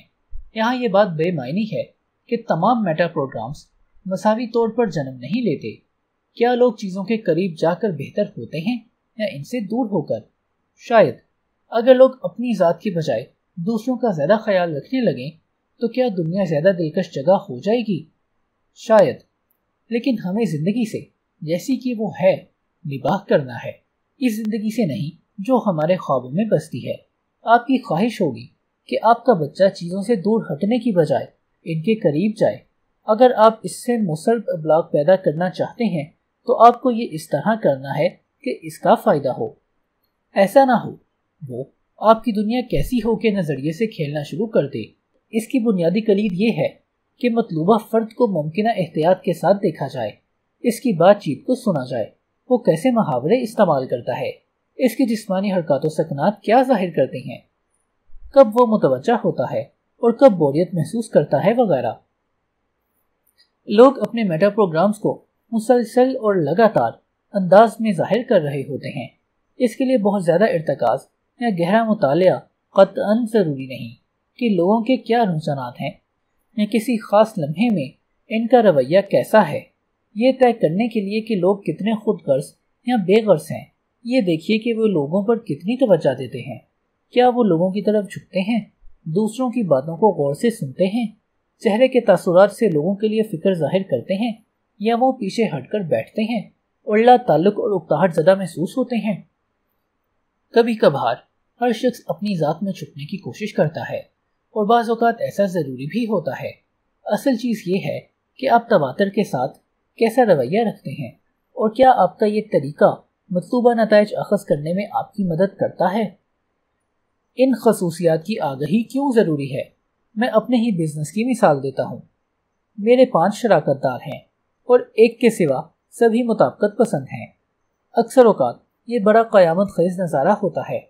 ہم سب ایک جیسے ہیں، ایک دوسرے کو پسند کرتے ہیں، ایک انداز میں سوچتے ہیں، ایک جیسی چیزیں دیکھتے ہیں، چنانچہ ہم اپنی میٹنگز میں کمال کا اتفاق رائے رکھتے ہیں، سب باتیں کر رہے ہوتے ہیں، نئے نئے تصورات دے رہے ہوتے ہیں، سبھی نظریے اچھے لگتے ہیں، اور اچھے کیوں نہ لگیں، ہم سب میں مطابقت جو پائی جاتی ہے، ہم سب کی نگاہ ایک ہی طرح چیزوں کو دیکھتی ہے۔ ان بصیرت امیز نظریات پر ہم تعمیرات شروع کر دیتے ہیں اور یوں جوش بڑھتا ہی چلا جاتا ہے، اور پھر یہ ہوتا ہے کہ ہمارا عدم مطابقت پسند ساتھی دھمکتا ہے۔ وہ بغیر کسی پریشانی کے چہروں کو ہمارے انداز سے ہٹ کر دیکھتا ہے۔ ہم چیزوں کو باہم مربوط دیکھ رہے ہوتے ہیں، وہ ان میں ربط کی کمی ڈھونڈتا ہے۔ ہم بڑے جوش و خروش سے آگے بڑھ رہے ہوتے ہیں، وہ چھلانگ لگا کر درمیان میں آتا ہے اور بتاتا ہے کہ یہ نظریہ کام نہیں کرے گا۔ پھر وہ آرام سے کرسی پر بیٹھ جاتا ہے، ہماری باتوں اور ہمارے پروگراموں پر قطعی توجہ نہیں دیتا۔ پھر وہ ان مسائل کی نشاندہی شروع کر دیتا ہے جن کے بارے میں ہم نے کوئی خاص دھیان نہیں دیا ہوتا۔ ہم آسمان کی بلندیوں پر اڑ رہے ہوتے ہیں اور وہ ہمیں واپس نقطۂ آغاز پر لا کھڑا کرتا ہے۔ اچھا، اس کے بارے میں کیا خیال ہے؟ اور وہ کیا چیز ہے؟ کیا وہ ہمارے لیے سر پر سوار ایک مصیبت ہے؟ آپ شرطیہ ہاں میں جواب دیں گے۔ کیا وہ قابل قدر شریک کار ہے؟ یقیناً ہے۔ ہم اسے منصوبہ بندی کے دوران میں مناسب وقت پر صحیح طرح استعمال کرتے ہیں۔ ہم اسے تفصیلات میں سر کھپانے نہیں دیتے۔ اس طرح تو ہماری ساری سوچ بیکار ہو کر رہ جائے گی۔ اتفاق رائے سے تشکیل شدہ ہماری منصوبہ بندی اس وقت اس کی جوئیں نکالنے کے عمل سے کہیں زیادہ قیمتی ہے۔ ہر شے کی بخوبی دیکھ بھال کے بعد جب ہم ذرا دھیمے پڑتے ہیں تو ہمیں کسی کی ضرورت پڑتی ہے جو منصوبے میں شگافوں کی نشاندہی کرے، ناموزونیت تلاش کرے، کہاں کیا خرابی ہے، کیا عدم مطابقت ہے۔ یہ کام وہ انتہائی مہارت اور خوش اسلوبی سے کرتا ہے اور بسا اوقات ہمیں ہماری حماقتوں سے بچا لیتا ہے۔ عدم مطابقت پسند عموماً اقلیت میں ہوتے ہیں۔ کئی عمومی سرویز سے پتہ چلتا ہے کہ تقریباً 35% لوگ عدم مطابقت پسند ہوتے ہیں۔ تاہم عدم مطابقت پسند انتہائی قیمتی ہوتے ہیں کیونکہ ان کی نگاہ ان چیزوں پر ہوتی ہے جنہیں ہم دیکھنے کی زحمت نہیں کرتے۔ ان لوگوں میں شاعرانہ تعلی نام کی کوئی چیز نہیں ہوتی۔ اکثر اوقات جب ان پر جوش غالب ہوتا ہے، اس وقت بھی وہ کوئی نہ کوئی ایسا نقطہ ڈھونڈ نکالتے ہیں جس سے ان کا سارا جوش ہوا ہو جاتا ہے۔ لیکن تنقیدی تجزیاتی فکر کسی بھی کاروبار کے لیے بہت اہم ہوتی ہے۔ ہیونز گیٹ جیسی عظیم الشان فلم کی ناکامی ذرا ذہن میں لائیے۔ اگر آپ پس منظر میں دیکھ سکتے تو آپ کو پتہ چلتا کہ کتنے مطابقت پسند اور حوالے کے اندرونی دائروں والے تخلیقی ذہن اس کے پیچھے فعال رہے تھے۔ سب مقصد حاصل کرنے کی بھاگ دوڑ میں لگے ہوئے تھے اور کوئی بھی ان چیزوں کا خیال نہیں کر رہا تھا جن سے فاصلہ رکھنا یا دور ہٹنا ضروری تھا۔ انہیں یقیناً کوئی عدم مطابقت پسند چاہیے تھا جو انہیں بتاتا، ایک سیکنڈ ٹھہرو، یہ کیا چیز ہے، اور اس انداز میں انہیں سمجھاتا کہ وہ تخلیق کار لوگوں کے حوالے کے اندرونی دائرے کے لیے قابل قبول ہوتا۔ مطابقت اور عدم مطابقت کے طریقے انتہائی اہمیت کے حامل ہیں کیونکہ یہ مختلف انداز سے یہاں تک کہ غذائیت میں بھی کارگر ہو رہے ہوتے ہیں۔ مطابقت پسند بری خوراک بھی کھا پی کر اٹھتے ہیں کیونکہ انہیں غذا چاہیے ہوتی ہے اور وہ ہمیشہ ایک جیسی ہوتی ہے۔ وہ کوئی سیب یا آلو بخارا نہیں کھانا چاہیں گے۔ ہلکے پکے ہونے، شکل و صورت، ذائقے، اس کے رکھے جانے کی مدت اور اسی طرح کی بہت سی جزیات کی وجہ سے خاصا فرق ہو جاتا ہے۔ اس لیے وہ بیکار غذا کھانا پسند کرتے ہیں کیونکہ اس میں تبدیلی نہیں آتی۔ یہ غذا کتنی ہی بے ڈنگی کیوں نہ ہو، مطابقت پسندی کے پیٹ کی آگ تو بجھا ہی دیتی ہے۔ اگر آپ کے پاس ایسی ملازمت ہے جس میں سال ہر سال تک یکساں دہرایا جانے والا کام ہی کیا جاتا ہے تو کیا آپ کسی عدم مطابقت پسند کو ملازم رکھنا پسند کریں گے؟ ظاہر ہے بالکل نہیں۔ آپ مطابقت پسند شخص کو وہاں لانا چاہیں گے اور وہ شخص آپ کی حسب خواہش زیادہ سے زیادہ عرصہ خوشی سے رہنا پسند کرے گا۔ اگر آپ کے کام کی نوعیت ایسی ہے جس میں بے تحاشا لچک اور متواتر تبدیلی کا عنصر نمایاں ہے تو کیا آپ اس صورت میں مطابقت پسند فرد کا انتخاب کریں گے؟ یقیناً نہیں۔ کس قسم کے لوگوں کو کس طرح کے کاموں میں لگایا جا سکتا ہے اور کہاں وہ طویل عرصے تک کام کرنا پسند کریں گے، اس حوالے سے یہ خصوصیت انتہائی کارآمد ہو سکتی ہے۔ ایک ماہر گول کرنے والے کا معاملہ دیکھیے۔ ابھی کچھ سال پہلے اس نے سیزن کے شروع میں زبردست کامیابیاں حاصل کیں۔ اس کے کک لگانے میں ذرا سی بھی غلطی نہیں ہوتی تھی، لیکن چونکہ وہ عدم مطابقت پسند تھا اس لیے جلد ہی اس نے اپنی روٹین بدلنا شروع کر دی۔ نتیجہ یہ ہوا کہ وہ صحیح کارکردگی نہیں دکھا سکتا تھا۔ مختلف سٹیڈیمز میں گول پوسٹ کے پاس مختلف طرح کے پنکھے لگا کر اسے ارتکاز کرنے کی طرف مائل کیا گیا۔ یہ ذہن میں رکھ کر کہ وہ کتنے مختلف ہیں، اپنے دل کی تسلی کے لیے وہ خفیف سی تبدیلی کو بھی عدم مطابقت سمجھ لیتا۔ اس طرح اس کی کارکردگی دوبارہ بحال ہو گئی اور وہ اپنے بہترین انداز میں کھیلنے لگا۔ کیا آپ مطابقت پسند اور عدم مطابقت پسند دونوں پر ایک ہی ترغیبی ٹیکنیکس استعمال کریں گے؟ کیا آپ ان کو ایک ہی کام کے لیے رکھنا پسند کریں گے؟ کیا آپ دو بچوں پر مختلف مطابقت والی حکمت عملیاں ایک ہی انداز میں آزمائیں گے؟ یقیناً نہیں۔ یہاں یہ کہنا مقصود نہیں کہ حکمت عملیاں بدلی نہیں جا سکتی۔ لوگ پیلووین کتے نہیں ہوتے، وہ کسی حد تک اپنی حکمت عملی میں تبدیلی لا سکتے ہیں، بشرط یہ کہ کوئی ان سے ان کی زبان میں بات کر کے اس کا طریقہ انہیں بتائے۔ طویل مدتی عدم مطابقت پسند شخص کو مطابقت پسند میں بدلنا خاصا محنت طلب اور صبر آزما کام ہے، تاہم آپ اس کی اپروچ کے زیادہ تر حصے کو ٹھیک کر سکتے ہیں۔ بس آپ کو اس عمل میں تھوڑا بہت ناشائستہ اور مشکل پسند ہونا پڑے گا۔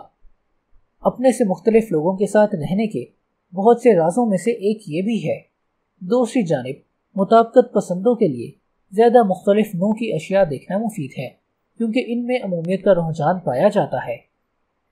اس ہفتے اور گزشتہ ہفتے میں پیدا شدہ مختلف انواع و واقعات یا ایک اور دوسرے شہر کے مابین موجود فرق کا نوٹس لینا ایک مطابقت پسند فرد کے لیے بہت ضروری ہے، بجائے اس کے کہ وہ کہتا پھرے کہ لاس اینجلس اور نیو یارک ایک جیسے شہر ہیں۔ تھوڑا بہت ارتکاز فرق اور امتیازات پر بھی ہونا چاہیے، یہ بھی زندگی کے چٹخارے کا حصہ ہیں۔ کیا مطابقت پسند اور عدم مطابقت پسند ایک دوسرے کے ساتھ خوش و خرم رہ سکتے ہیں؟ یقیناً، جب تک وہ ایک دوسرے کو اچھی طرح سمجھتے ہیں۔ اختلافات جنم لیتے ہی وہ دوسرے شخص کے بارے میں محسوس کر لیں گے کہ دراصل وہ برا یا غلط نہیں، بلکہ چیزوں کے متعلق اس کا تصور مختلف طرح کا ہے۔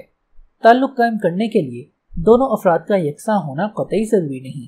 آپ کو صرف وہ تفریق یا اختلافات کے انداز یاد رکھنے ہیں جن میں آپ چیزوں کو تصور کرتے ہیں، اور ایک دوسرے کے احترام اور پسندیدگی کا خیال رکھنا ہے۔ کسی کو کسی شے کے متعلق قائل کرنے کے لیے کیا کرنا پڑتا ہے؟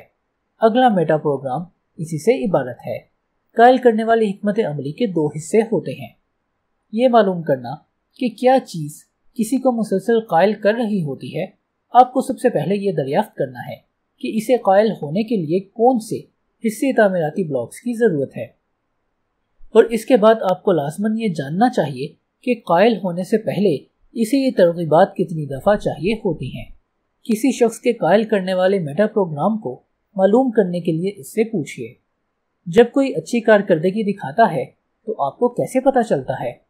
کیا آپ اس دوران الف اس کی کارکردگی دیکھ رہے ہوتے ہیں، یا ب اس کی کارکردگی کے متعلق سن رہے ہوتے ہیں، جی اس کے ساتھ کام کر رہے ہوتے ہیں، دال اس کی کارکردگی اور صلاحیت کے بارے میں پڑھتے ہیں؟ جواب ان سب باتوں کا ملغوبہ بھی ہو سکتا ہے۔ آپ کسی کو اچھی طرح کام کرتے دیکھ کر یا لوگوں سے اس کی مہارت کے بارے میں سن کر اس کی کارکردگی پر یقین کر سکتے ہیں۔ اگلا سوال ہے کہ آپ کو قائل کرنے سے پہلے کسی شخص کو کتنی دفعہ اپنی اچھی کارکردگی یا مہارت کا مظاہرہ کرنا ہوتا ہے؟ اس کے 4 ممکنہ جواب ہیں۔ الف فوراً، مثلا اگر کوئی آپ کے سامنے اچھی کارکردگی دکھاتا ہے تو آپ یقین کر لیتے ہیں۔ ب کئی مرتبہ۔ ج کافی طویل مدت، مثلا چند ہفتے، مہینہ یا سال۔ دال تسلسل کے ساتھ۔ اس کیس میں متعلقہ آدمی کو ہر وقت اپنی اچھی کارکردگی دکھانا پڑتی ہے۔ کسی ادارے کا سربراہ ہونے کے ناطے آپ کے لیے سب سے اہم اور قیمتی چیز اپنے اہم کارکنوں کا اعتماد جیتنا اور ان سے تعلق قائم رکھنا ہے۔ اگر وہ سمجھتے ہیں کہ آپ ان کا خیال رکھتے ہیں، وہ آپ کے لیے زیادہ محنت، لگن اور بہتر انداز سے کام کریں گے۔ اگر انہیں آپ پر یقین نہیں تو وہ کوئی خاص کارکردگی نہیں دکھائیں گے، لیکن اس اعتماد کی بحالی کے لیے ان کی مختلف نوعیت کی ضروریات پر بھی توجہ دینا لازمی ہے۔ بعض لوگ تعلق پیدا کر لیتے ہیں اور اسے قائم بھی رکھتے ہیں۔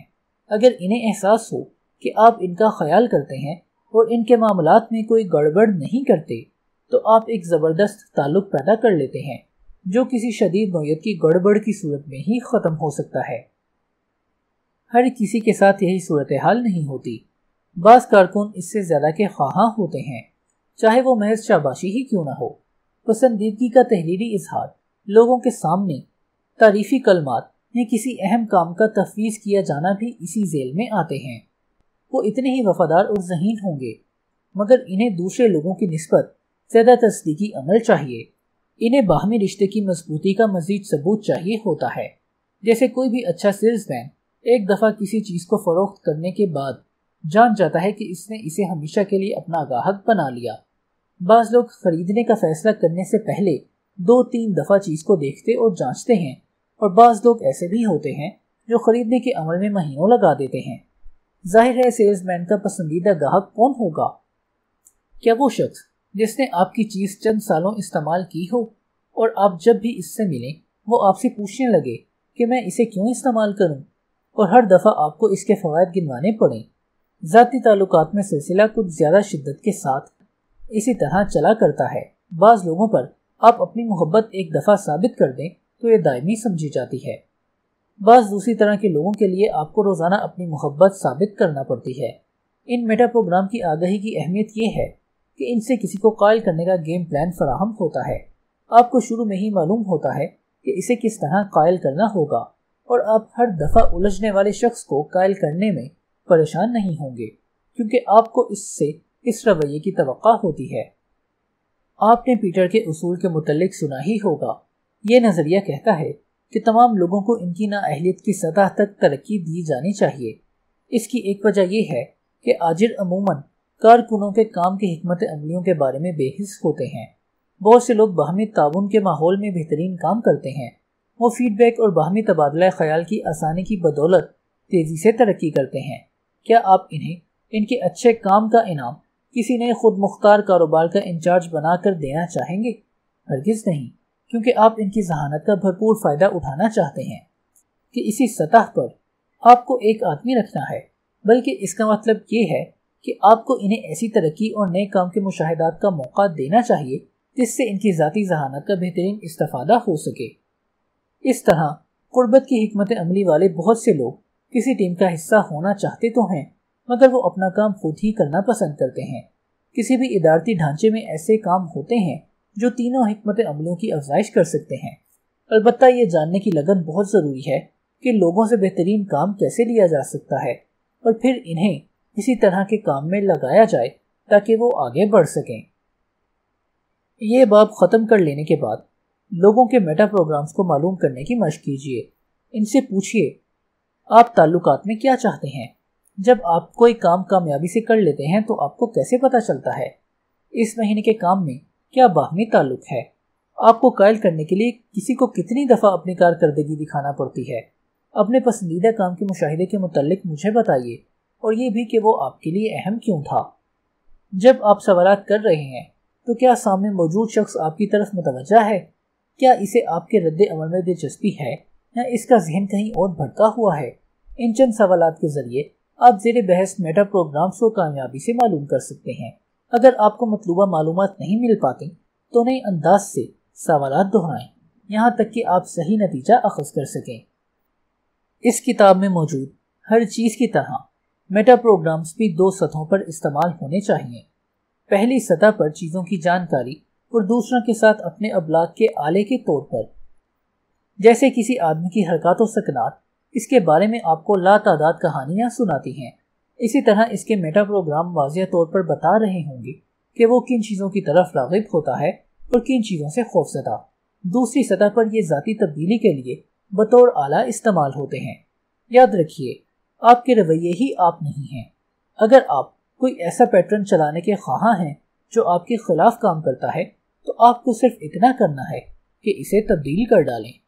میٹا پروگرامز ذاتی آگہی اور تبدیلی کے لیے انتہائی مفید آلات میں سے ایک ہے، اور یہ بعض انتہائی مفید ابلاغی آلات کی کنجی فراہم کرتے ہیں۔ اگلے باب میں ہم بعض دوسرے قابل قدر ابلاغی آلات پر غور کریں گے، ایسے آلات جو آپ کو دکھائیں گے۔ ادب سرائے۔